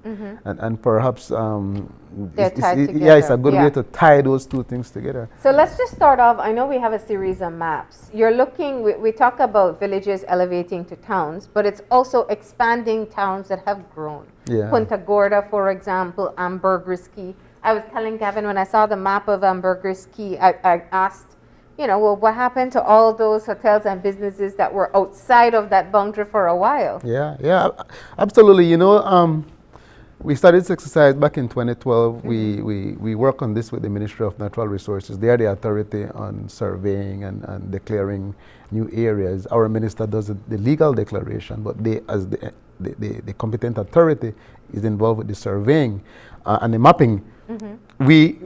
We got the approval to do this for 7 of our 9 urban spaces. So Belize City and Belmopan are not involved in this process. As a matter of fact, those boundaries for Belmopan and Belize City are established. And so we looked at San Pedro, we looked at PG, Corozal, Orange Walk, San Ignacio, and Dangriga. And really, it's not an expansion of boundaries, really. It is just the capturing of those spaces that were, quote unquote, in no man's land. They have not been a part of a village. I could give a glaring example, Trial Farm not Trial Farm, San Lorenzo in Orange Walk. It's a part of Orange Walk town. This one is Dangriga. That's Dangriga, well, this proposal here is for most of the jetty area where the jetty pier is at in Dangriga is not a part of the town boundary currently. When last was the boundary drawn? I have the numbers, and I don't want to, but I believe it's somewhere in the 1990s. When the last boundaries for Dangriga was established. So this one is to incorporate much of the southern area of Dangriga, so that's Dangriga, and then to go north some areas behind the airstrip, and then to go west towards Sarawi, but before Sarawi. So there's no infringement on what is traditionally known as the Sarawi boundary line. So you're talking about Orange Walk. Let's see if we can get that map up. Yeah. Orange Walk would be essentially the San Lorenzo area. It's a huge housing area. All that area that you see on the upper north there, you see the yellow lines, that's the current boundary. And the red is now the proposed new areas. And immediately outside of the new boundary is Trial Farm, which you were mentioning. Exactly. Which is the Orange Walk version or Ladyville. Absolutely. Exactly. So that huge area above the red line is Trial Farm. And right where that red line is, or where the boundary would be, that's the line that runs west to the San Lorenzo area. Yeah. Again, that's an area that people have required extensive services, municipal services, garbage collection, street maintenance, drains. That area is very flood prone, and so the drainage is critical. that happens in that area. And then, of course, it goes southeast towards Palmar and the boundary line. You're famous with the boundary road in Orange Walk that really defines that area. Yeah. So, which town would you say would have the most significant change? San Pedro. San Pedro, yeah. San Pedro. San Pedro was literally just a fringe it's just a dot on Amberg ski. Yeah. And really San Pedro, the proposal now is to incorporate the entire island, excluding the reserve areas, Bacalar, Holchan, to exclude those, have those outside of the town boundaries, and to include some of the keys that are right on the periphery, the nearby keys. And really, this is critical because, I mean, the question is, you're not going to establish two municipalities on an island. You don't have no need for that. It's really just to expand the jurisdiction. The council already providing the services. So Clifford, help me understand. Are you saying that places like, let's look at the new popular area, Secret Beach, which is more north, very far north, but a number of businesses, they did not fall under the jurisdiction of the town, San Pedro Town Council? Exactly. Correct. But the roads were maintained all the way there. The roads were built, you know. There's this huge concrete road that goes all the way up there, and the municipality benefits none at all from that. No? And what are some of the factors you look at when we're looking at redrawing some of the boundaries to include? I mean, San Pedro or Ambergris Creek might be a bit simpler because it's an island, but when you look at, like, going back to like Dangriga, for example, how you know, with room for expansion as well as looking at what the current situation is, what are some of the factors we look at in defining the boundaries of certain communities? Well, one of the first things we recognize is that there's expansion of residential homes, businesses around this periphery of the established town, and people begin to demand services. Yeah. And naturally, as governments, you have to belong to something, to somebody. Somebody needs to be able to have jurisdiction over your space. And so those were natural factors that were taken into consideration. What we worked very hard to avoid was conflicts, where we got into where we would have gotten into conflict areas to say, why create a conflict with Sarawi and Dangriga when you don't need to do that? But let's look at where we can push the boundaries of Dangriga to include those areas that the municipality naturally would have been providing services to, improving their revenue base to deliver the services that people require. I'll give you a very glaring example of how difficult it has been for several of our municipalities, if not all of them, and we'll look at some figures a little bit later. Yeah. Garbage collection and disposal, an extremely significant cost. And if we look, the councils collect a fraction of what they spend on garbage collection and disposal. And so it is very important that we as a country begin to look at what do we really want to do with waste, because it's just too costly to collect it and to dispose of it. And we know that in the developed world, waste is energy. And we have not been able to get to that level where we're using waste to create energy and to, of course, then reduce the costs of managing waste. So that's very critical. That's a huge line item in terms of cost on municipal finances. And you know what happens when garbage is not picked up, right? Yeah. You know what happens when garbage is not picked up? The whole town or city turns over. I mean, like, people have a natural expectation that is going to happen. In the morning I wake up, I put my garbage out, and I expect that when I come back in the afternoon that it's not there. Yes. Whether I pay for it or not. Well, everywhere else pays. I think it's only Belize City. Well, actually there's in several municipalities. I could think about a few, Corozal, Dangriga. People really? The legislation is there, but they haven't been using haven't been able to, they have not had the will to implement the legislation. There's a garbage collection, refuse collection fees by laws that require the municipalities, or at least give them the space to declare garbage collection fees. So let me ask the question, because there are people who may be watching right now in San Lorenzo, or I'm guessing the expansion of Punta Gorda includes Indianville, because that's new. Yeah. How is this going to impact people living there? Does that mean that they have more fees, more taxes to pay? What difference will it make for them? Well, it's really an opportunity for people to recognize that they can contribute, or they are to contribute to the development of their own spaces. And so now the legislation simply gives the municipal authority the authority now, the legal authority to not only deliver services, but also to collect the revenues that is required to put back into those areas. So what people can expect, really, and what they should have been doing for a very long time, is to contribute to the revenue base, and now they have the opportunity to hold their elected leaders accountable. Yeah. Tell me how you're using the monies that you collect from this area to contribute to the maintenance of my area. And so now we're simply putting in the legal mechanism for delivery of services, but also for the obligation to people to contribute to municipal revenues that in turn comes back to providing services to those areas. So that's from a resident's point of view. Let's talk from the business point of view with the trade license reform and some of the proposed changes moving forward. Correct, yeah. Again, this is something that has been on the table for a long time, since 2014. I think I've been here at least one or two times before to talk about it. Yes. And we're finally now at that place where we actually have a draft piece of legislation. We have a draft bill that we continue to socialize. And really, what the trade licensing reform is talking about is how do we create predictability in the application of trade licensing as a fee?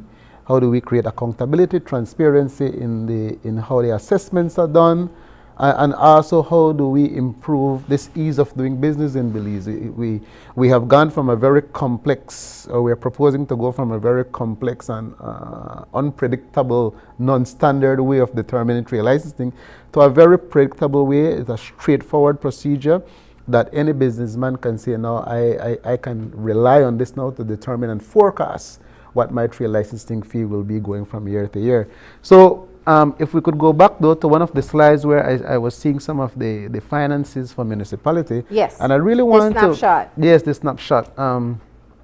If we could look at that so that people can have maybe a little bit more appreciation of what is going on. So it looks at how much they earn, their overall revenue, and their expenditure. We just had a good conversation to help with that background. There you go. So if we could look at the blue column and the final column, really, or maybe the blue column and the second column.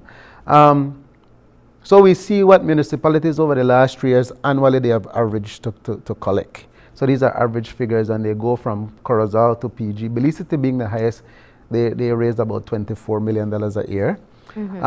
But from trade licensing alone, you see that is they rely heavily on trade licensing. And so what we want to do is to stabilize this revenue for the council, but not to incur additional costs on businesses. So the elements of the reform is to look at how do we create neutrality. And so we'll talk about a little about that a little bit. But if we look at government transfers, which is in the 1, 2, 3, 4, 5. If we look at government expenditure, if we look at government transfers, if we take that out from municipal revenues, what that is showing in the last column is that most of our, if not all, I think 6 of the 9 municipalities operate in the red.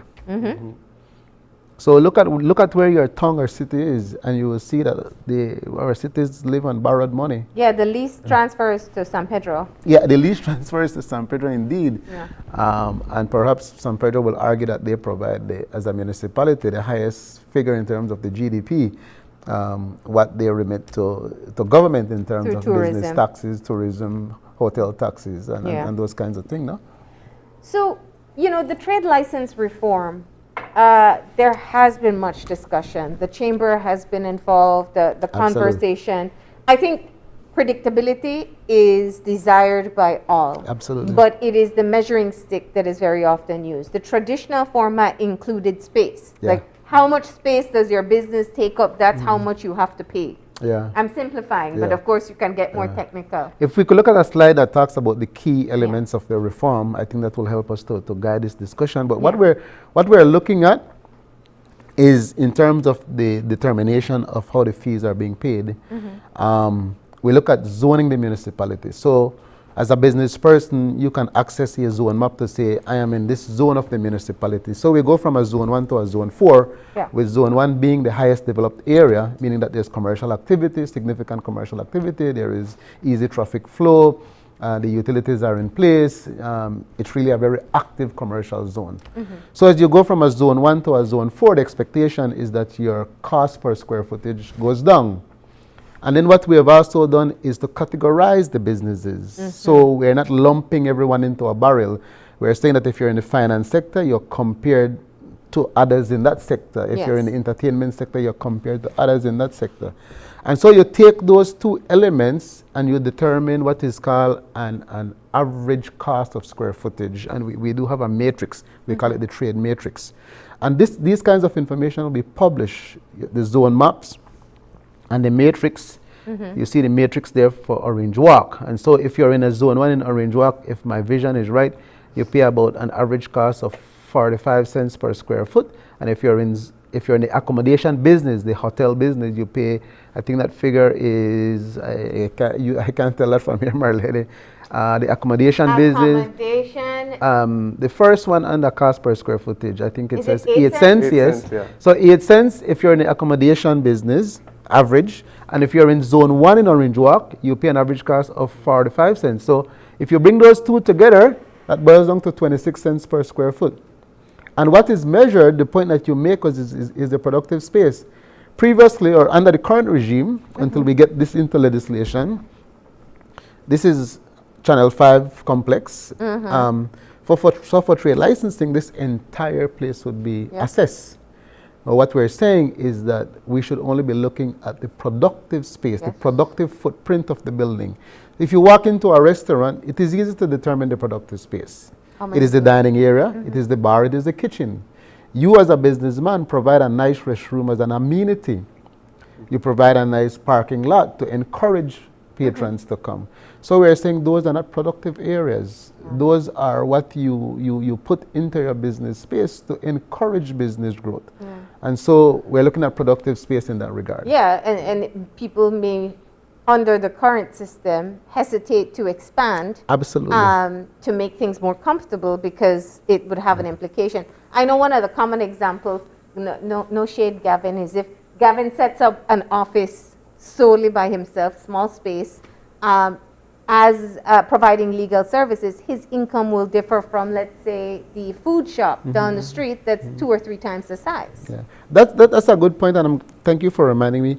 Trade licensing is not about your business. It's not about how much money you make. Yeah.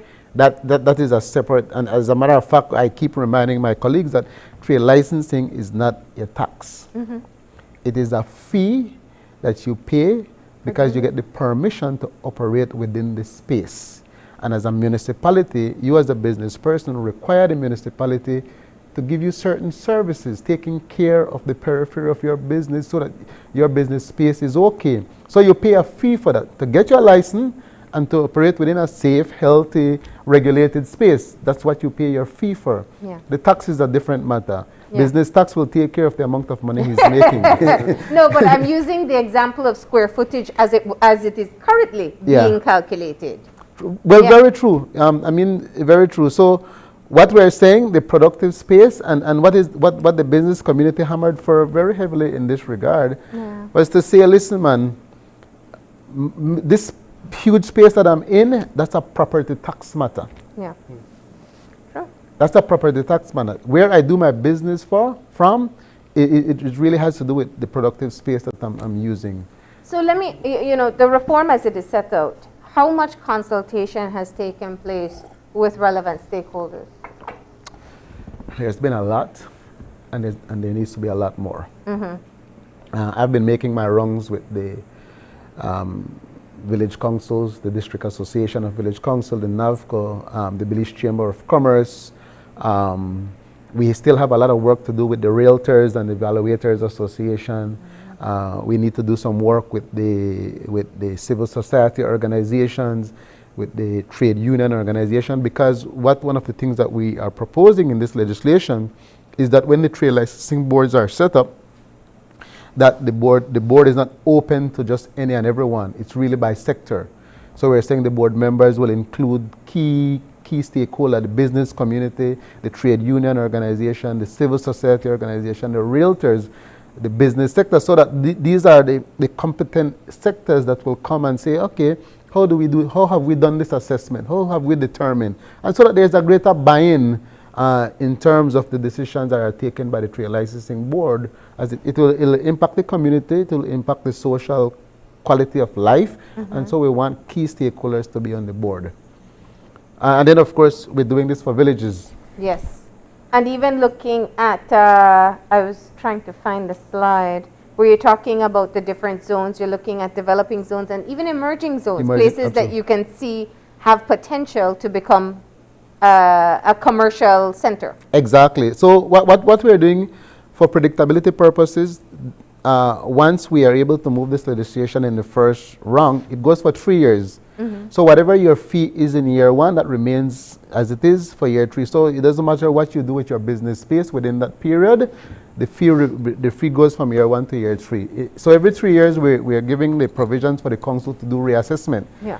After 3 years, a zone 4 might become a zone 3, or a zone 2 might become a zone 1, depending on the investments that the municipality would have made in that space. And so that creates stability, it creates predictability. And then, of course, all of this information is to be published. It will be legally required that this information is published. So as a businessman, I find my information, I know my productive space, I know what the rate that my municipality has declared, I can calculate my trade licensing fee. And even having zoning options, like in what you classify as an underdeveloped zone, it will promote business opportunities in areas that have not had access before. Exactly. So the businessman can figure out in his head, listen, I am a startup business. I need to grow my business. I will go to an area where there's least cost, but I know that I can grow gradually, incrementally. I know the investments are going to come into this area. So that's an option for me to go in. As it is right now, it doesn't matter where you go, you pay the same thing.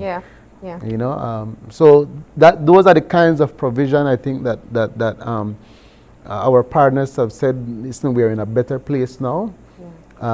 We are hoping that once this passes through the National Assembly, that for January 23, for new businesses, this can be applied. But we do need to talk a little bit about trade licensing in the rural areas, because there's a little variation that is very important. Can we go there? Yes, go ahead. Sure. For villages, we are not, there's a threshold. So we're starting only with businesses in a space, in a box, and only for those that are 600 square feet and more. And there's still a category. So if you're between 600 and 800 square feet, the proposal is that you pay an annual fee of $100, flat fee. If you're between 800 and 1,000 square feet, you pay a flat fee of $250. So anything below 600 square feet, you'll have to apply for your trade license to get your certificate, but you will not be required to pay a trade licensing fee. So the mom and pops, the street vendors, those emerging businesses in rural areas will not be obligated to pay a trade licensing fee, except though that we want them to apply for a license, because it's part of the regulation to control the space, to identify who the business people are and so on. And then if you're above 1,000 square feet, the proposal is that we look at the municipal scheme that is nearest to you to say, okay, you are above 1,000 square feet. We apply as the zoning scheme, we apply the rate, we apply the productive space concept, the average cost per square footage. So we apply that to the larger investments, those that are above 1,000 square feet. And we think that that provides some level of equity while addressing the issues of emerging businesses. And so we think that's a fair approach to control the movement, transitioning of businesses from rural to urban spaces and back and forth and that kind of thing. I think that those kinds of provisions help. It's to dissuade people from moving to an area where they're going to pay less. Absolutely, absolutely. And of course, you welcome the investment. It's just that they can be able to return it to the municipality. And just in case the farmer is worried, the agriculturist, the agricultural lands are exempted from these. So we're not looking at, you're not going to measure your cane field or your citrus orchard or your pig pen or your chicken run. Those areas are exempted. What we're looking at is the processing or manufacturing plant that you may have. So we did a lot of extensive work, and a lot of thought has gone into this, and perhaps that is one of the reasons why the iterations have grown, changed over the years, and so. So what's the timeline that we're looking at? Well, the timeline is that we have a bill now. Yes. And very shortly, in the next week or so, we'll be taking that bill to Cabinet for presentation to see this is what the draft legislation look like, and then Cabinet determine when it goes to the National Assembly. And once it gets there, the process of going through the House committee meetings and additional representation from the business community, the public at large. And if there is need, it goes back to final drafting if recommendations are given for amendments or addition. So that opportunity still lies. But the anticipation is that we have an effective date for January 1st, 2023. So we have 9 months or so to do a lot more work in terms of the logistical details and meeting with other stakeholders. And for the stakeholders who are watching saying, I have lots of questions about this, who do they contact? Where do they get more information? You could go, there's the option to go directly to the municipal body. As a matter of fact, the Belize City Council has done a lot of public consultations. There's one on for this Thursday night, Belize City. We have done some in Belmopan. Some of the other municipalities require to do some of that. So in the first instance, they can go to the municipal body, but they could also come to us at the ministry to discuss how this is going to impact. As a matter of fact, we have some working sessions with some of the key groups still in the making. The Justice of the Peace Association, like I said, the Congress, the Trade Union Congress, the Realtors and Valuators Association. We still want to continue to do this, have this kind of discussions with our partners. All right. Well, we are grateful for you to come in and to share some of the information. We know it's absolutely important that people know these moves are being made, and we look forward to having future discussions as well. Absolutely. And of course, there are some other things that we're working on in ministry that we think that is worth the public knowledge. One of the critical one is looking at climate resiliency. We were just off a huge municipal tour a few weeks ago, and we saw some of the glaring challenges that municipalities face, and some of them have to do with unplanned development, but we're seeing the impacts of climate change. And we need to invest to mitigate, adapt. So we're working on that as well. No? All right. Well, we're going to have to get you back for that conversation another time. Clifford, thank you so much for coming in today. We appreciate it. Absolutely. Thank you for having me, and call us back. All right. We're going to go ahead and take a break. When we come back, we'll get the details of the Queen's Baton Relay. So please stay tuned.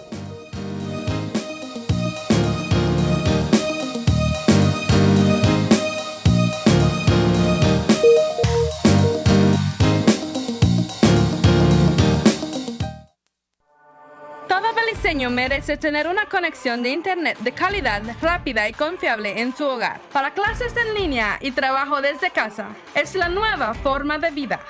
Diginet es el proveedor número 1 de servicio de fibra óptica, impulsando la transición digital de Belice. Y ahora nuestro servicio de Diginet es aún más accesible con nuestro nuevo plan de entrada. Por tiempo limitado, tú y tu familia pueden disfrutar de 20 megabits por segundo por solamente $49 mensuales. No más clases perdidas ni reuniones virtuales interrumpidas. Te está costando mucho tiempo y dinero.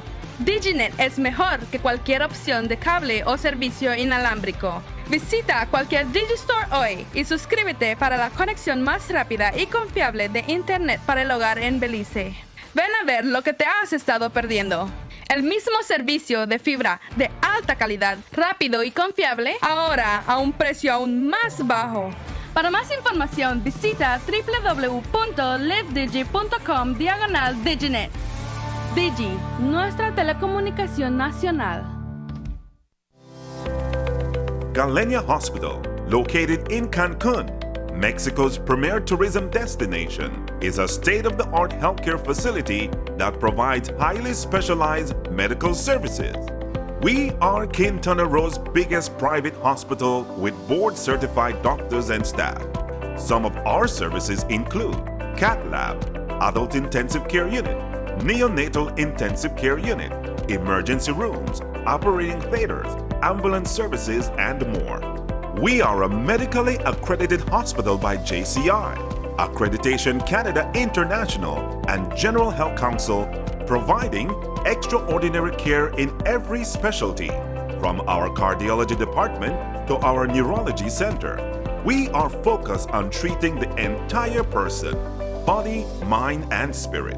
Contact us at medicaltourism@hospitalgalenia.com or visit our website at www.hospitalgalenia.com. Come to Galenia Hospital in Cancun for a truly personal medical care experience. Your life just got a lot less complicated with Belize Bank Contactless MasterCard Debit Card. Introducing our Standard Debit and MasterCard Platinum Debit Cards. Now you can make purchases anywhere MasterCard is accepted with one tap, pay and go. Your contactless card never has to leave your hands, especially in these times. And your card is embedded with multiple layers of security. Platinum card holders get to enjoy extra benefits like price protection, purchase protection, trip inconvenience, and luggage protection, just to name a few. Start enjoying a cashless lifestyle today with the Belize Bank. If you're looking for low-cost television advertising, have we got a deal for you? Advertise on Channel 5's Daily Classifieds. Channel 5's Daily Classifieds is one of the most effective methods for introducing yourself and your business to the community. Use our Daily Classifieds to recruit employees, promote specials, promote your products or services, promote a business opportunity, increase traffic to your website, and advertise items you have for sale. Let us help you save valuable time and money. Call us today at 223-0146 or visit us at our offices on Pony Drive to discuss how we can help your business grow affordably. Channel 5's Daily Classifieds. Advertise today.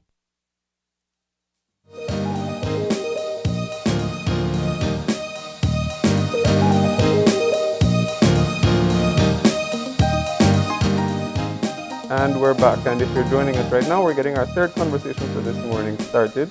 And as we mentioned a bit earlier, we are going to be learning a bit about the Commonwealth Games and the significance of the Queen's Baton Relay. Joining us for our conversation this morning, we have Giovanni Alamia, who is the Vice President of the Belize Olympic and Commonwealth Games Association. Good morning. Good morning. Thank you for having me. And thanks for joining us. Definitely appreciate it. Now, let's start by just, for the benefit of some of our viewers who may not be or who may not know that much about it, can you give us a little bit of a background of the Commonwealth Games and what the Commonwealth Games really are? Well, basically, the easiest comparison would be a miniature Olympics, right? So these games are held for all Commonwealth countries, 72 Commonwealth countries around the world. They're held every 4 years, just like the Olympics. But what the baton is a little different than, I don't know if you had followed with the torch for the Olympics when it leaves. So the baton is basically the same thing. It left the UK last year, July. So it's been making its way to all Commonwealth countries. So in March 22nd, it'll land here in Belize. And it departs the 25th to Guyana. So from Guyana, it'll hop along to all the Caribbean countries that are part of the Commonwealth. By middle of May, it'll be in Canada. Then from there, it goes across to the Isle of Man and finishing up in Birmingham, England for the Games. Okay. And how exactly is the baton moved across the country? Well, we have always been tasked with organizing it. So basically they ask us to do something different, which we have. We have the Mayan temples, we have the Blue Hole, so a lot of different things that we've done in the past. As the board, we have always tried to take it out of Belize City. Right? Yes, the first day comes in, we do something, we have the cyclist ride from the airport to Belize City. We have the mayor receive it into the city. So in the past, we've done PG, Dangriga, Orange Walk.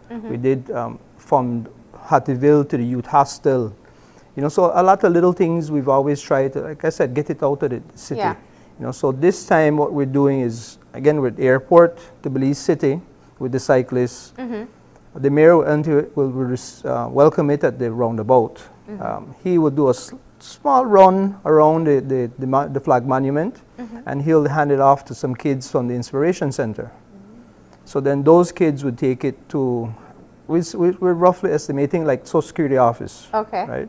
And from there, the idea is then to have what people would consider able-bodied athletes. They would run it to Marian Jones. We'll have a brief little presentation. Then the following day, we will take it to the Blue Hole.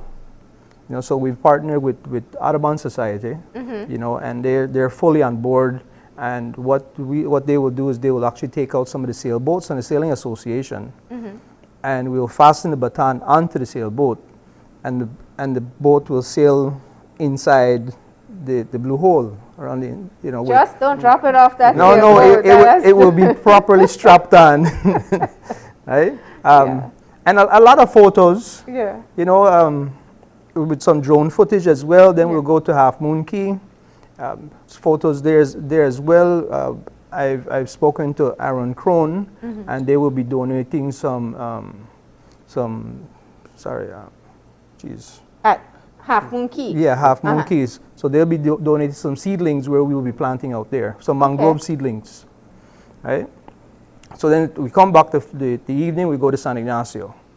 So then the morning, 6 o'clock, the plan is to have the Canoe Association with about roughly 10 boats. They will, again, will fasten the baton to the, to the boat, and they will come down from the bridge, the Hawkworths Bridge, to the wooden bridge. Just back and forth a couple times, changing out paddlers. Okay.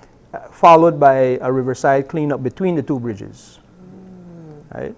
From there, we go to San Antonich, where in San Antonich we've invited the Governor General, the Prime Minister, a couple other ministers. We've invited two schools from Sokots, two primary schools from Sokots and one primary school from Benke, to bring some of their kids and participate in the relay itself. So it would basically start from the parking lot to the grounds of the Mayan temple, and there we'll have the Pocketuck team put on a little demonstration for the kids, right? Man, that's quite a tour for a baton. I got to tell you that much. Yeah. I mean, it's packed, right? And we want to showcase what we have in Belize. We have the Blue Hole, what no other country has. We have the Mayan temples, what no other Commonwealth country has. So those are things that we need to showcase, and also we need to get the kids involved. Yeah. Right? And there'll be some running as well. So you'll do some swimming and you'll do some running, at least in Belize City and at the San Antonich site. Right, yeah. I mean, it's some running. It's not a race. Yeah. And unfortunately, because of COVID, we kind of have to limit the amount of people we get involved. So we've asked all the national federations to send at least 10 people. But we have 18 national federations, so we're looking at least 180 people if they send their 10. Yeah. Plus the kids from San Ignacio and Sokots, from Benke and Sokots, we've asked them to one male and one female from each class. Because we can't, I mean, it is Women's Month, and we want to encourage women to get involved. We don't want to say, oh, just send anyone, and then most of them are men. No, evenly.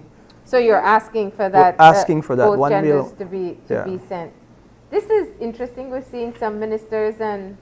Yeah, so that's old. That's old. That's from 4 years ago.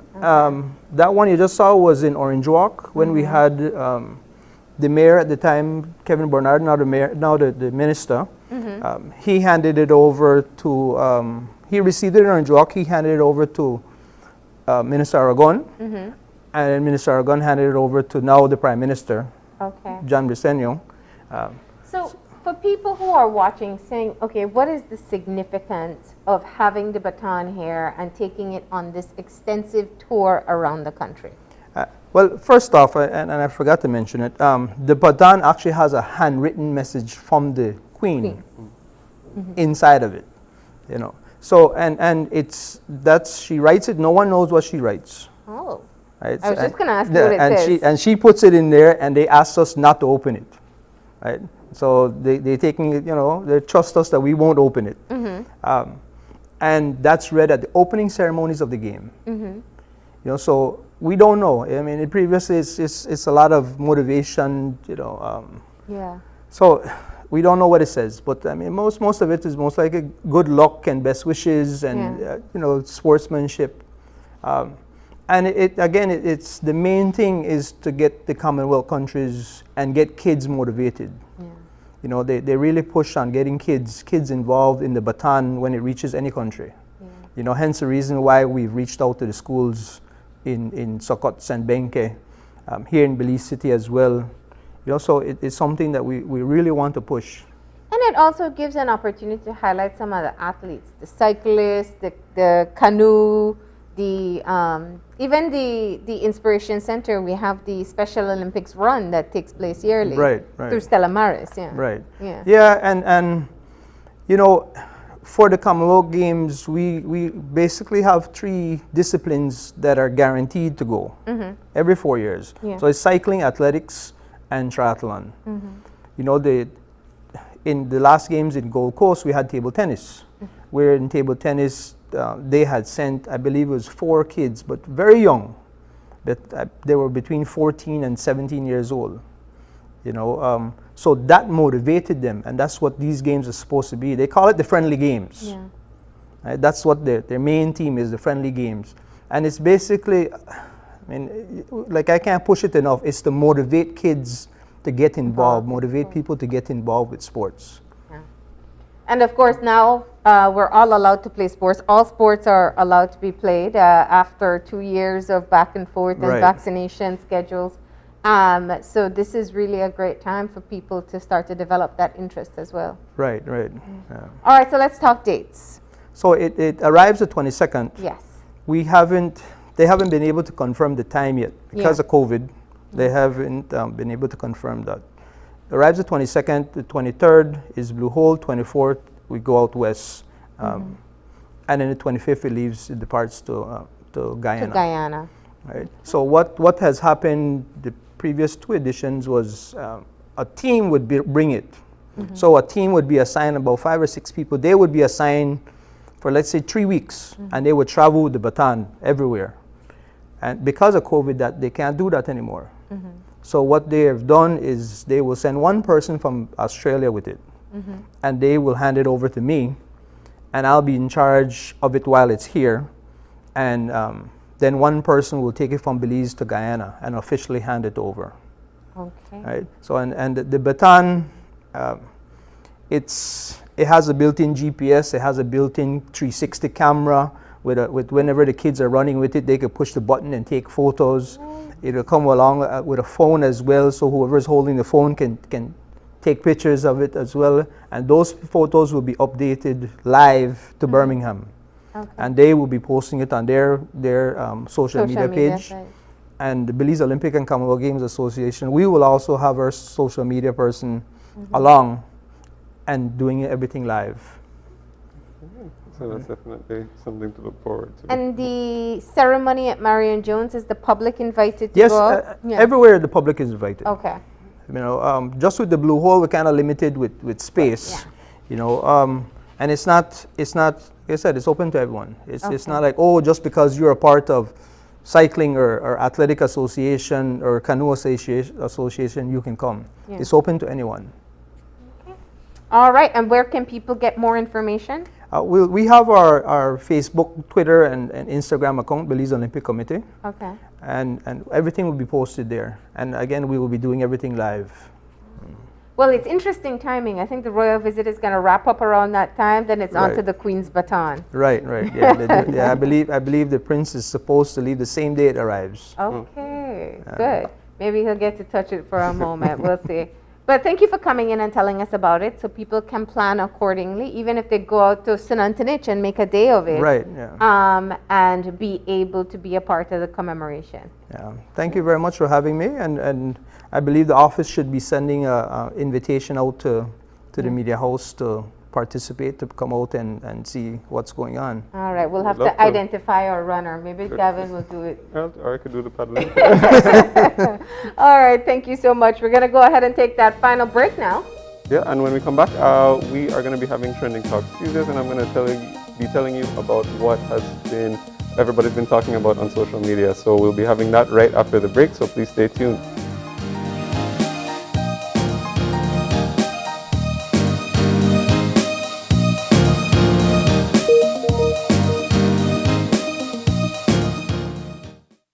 The Social Security Board, in collaboration with the Labor Department, takes this opportunity to remind insured persons of the requirements for compensation when on sick leave.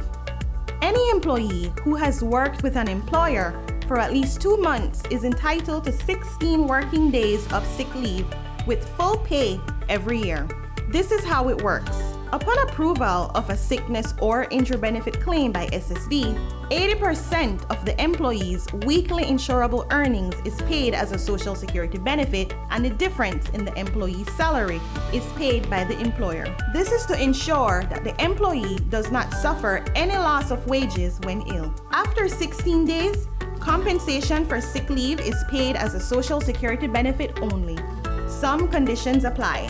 This message is brought to you by the Social Security Board and the Labor Department.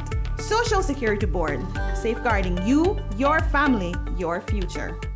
Introducing next-gen supersonic speed for the ultimate home Wi-Fi experience. New customers can now enjoy faster residential internet speeds of 25, 50, 100, and 150 megabytes per second, as low as $49 a month. Existing next-gen customers will receive an automatic speed upgrade at no extra cost to reflect our new supersonic speed. Count on us to keep you connected with the speed you need at unbeatable prices. Select the internet plan that works for you.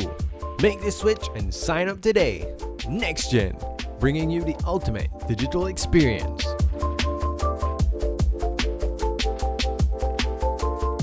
Hola usuario de eCash, la aplicación eCash está disponible en español. Cambiar el idioma de tu aplicación de eCash de inglés a español es rápido y sencillo. Déjame mostrarte cómo se hace. Primero, abre tu aplicación eCash. Introduce tu PIN. Toca el icono More en la parte inferior de tu pantalla.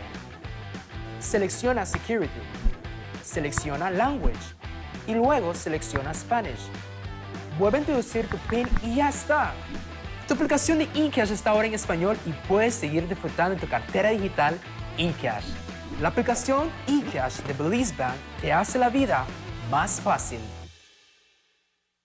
In these trying times, Smart is here to lessen the burden.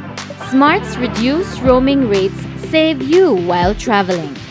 Calls back home are a low 35 cents per minute when visiting Canada, the US, and Mexico, or pay as low as 50 cents for calls when visiting countries in the Caribbean, Central, and South America. For the month of February and March, enjoy an unbelievable low rate of 30 cents per megabyte when roaming with mobile data in Canada, the US, Mexico, Central America, and the Caribbean. Whether you are a business traveler, studying abroad, visiting loved ones, or just traveling for pleasure, Smart's new roaming rates have got you covered. Roaming in China, Europe, Central America, South America, and the Caribbean is as low as the cost of making a local call. It's that low. Smart's roaming coverage continues to grow, so you can also enjoy affordable roaming rates in several destinations across the globe. For more information on rates to other countries, visit our website or call 1090 for more details before you travel. Smart, bringing people together. If you're looking for low-cost television advertising, have we got a deal for you? Advertise on Channel 5's Daily Classifieds. Channel 5's Daily Classifieds is one of the most effective methods for introducing yourself and your business to the community. Use our Daily Classifieds to recruit employees, promote specials, promote your products or services, promote a business opportunity, increase traffic to your website, and advertise items you have for sale. Let us help you save valuable time and money. Call us today at 223-0146 or visit us at our offices on Pony Drive to discuss how we can help your business grow affordably. Channel 5's Daily Classifieds. Advertise today. And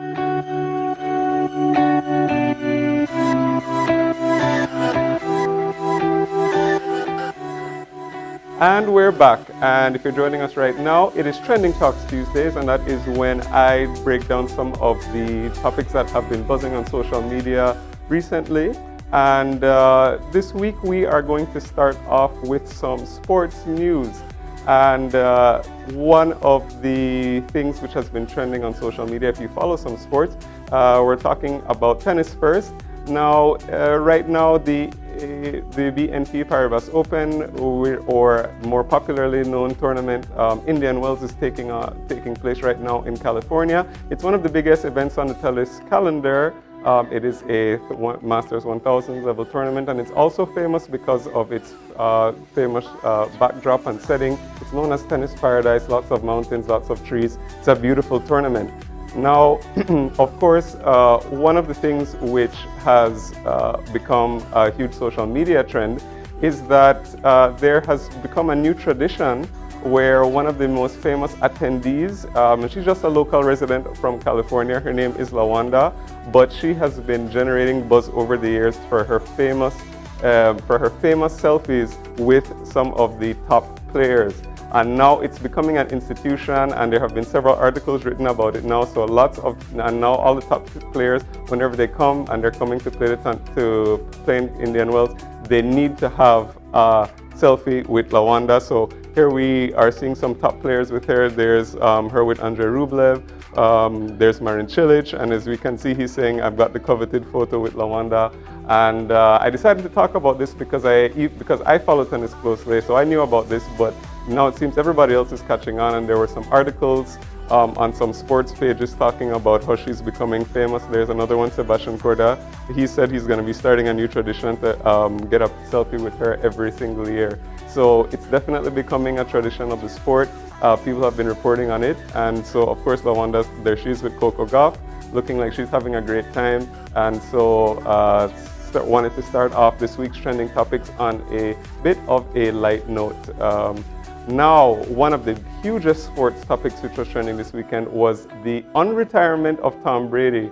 Now, of course, he did announce that he was retiring only a few weeks ago, but it seems that that didn't stick, and as you can see, he announced on his Twitter and several other places that he was indeed coming back, and he said that he's got some unfinished business, and so he will be returning to the field. And he also shared that LeBron James was one of the people who convinced him. And as we can see, he talks about LeBron texting him that they're both the best ever in their respective sports, and that the sport still needs them. So a lot of football fans were excited to hear that Tom Brady is returning. Of course, he's one of the biggest champions of the sport. But of course, people were making a little bit of fun of that as well. And as you can see from this tweet, he said, well, he saw those gas prices, so he had no choice. He had to come back. And of course, that is going to be our next topic again.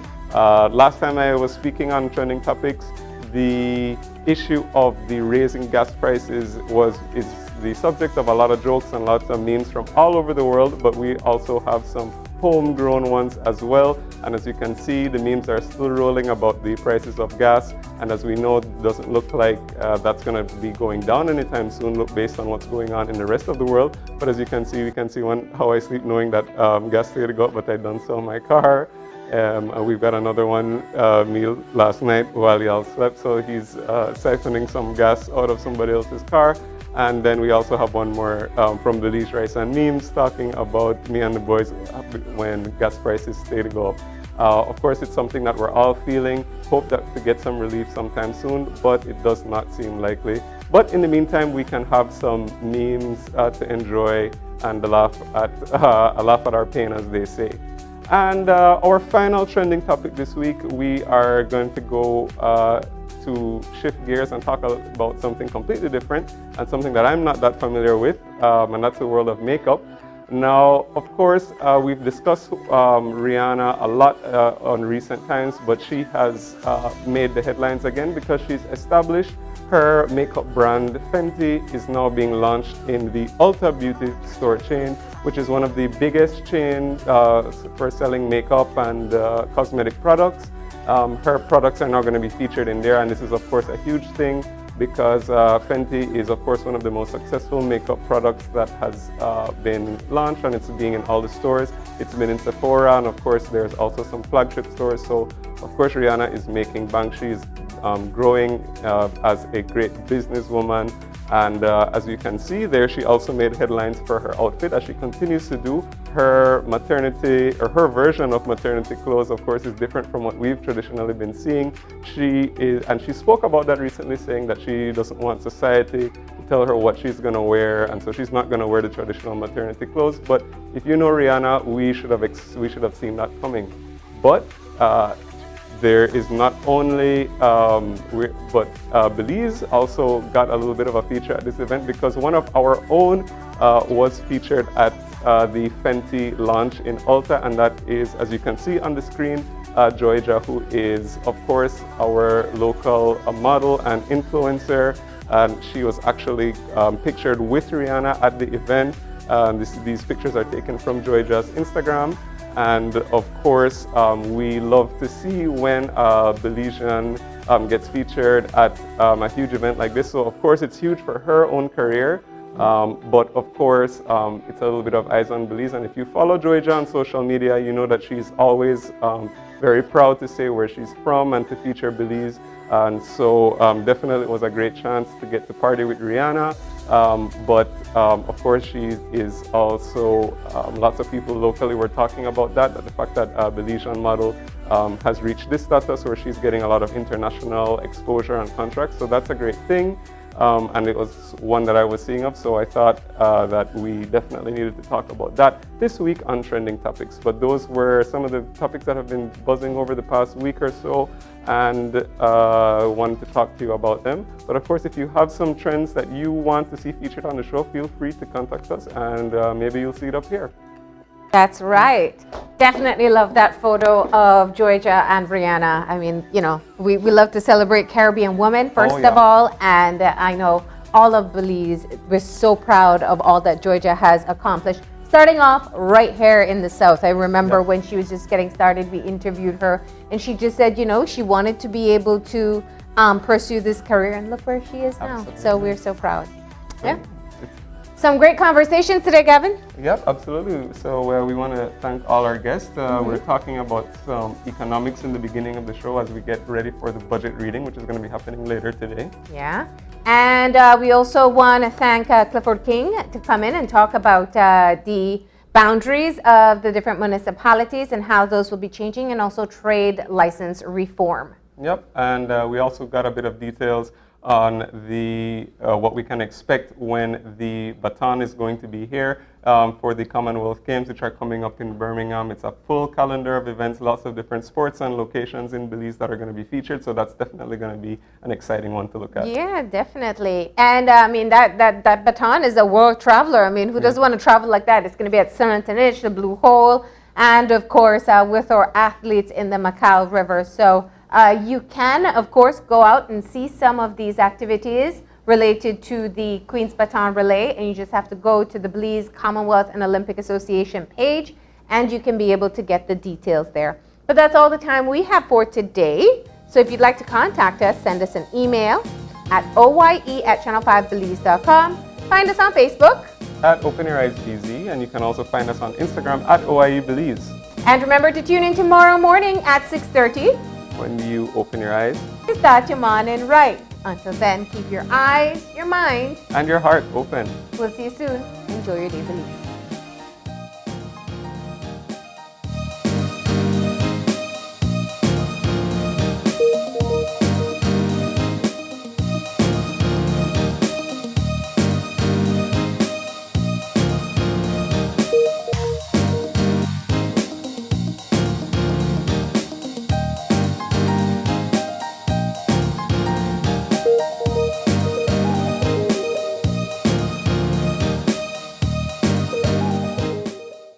Open Your Eyes was brought to you by the Belize Bank, our country, your bank.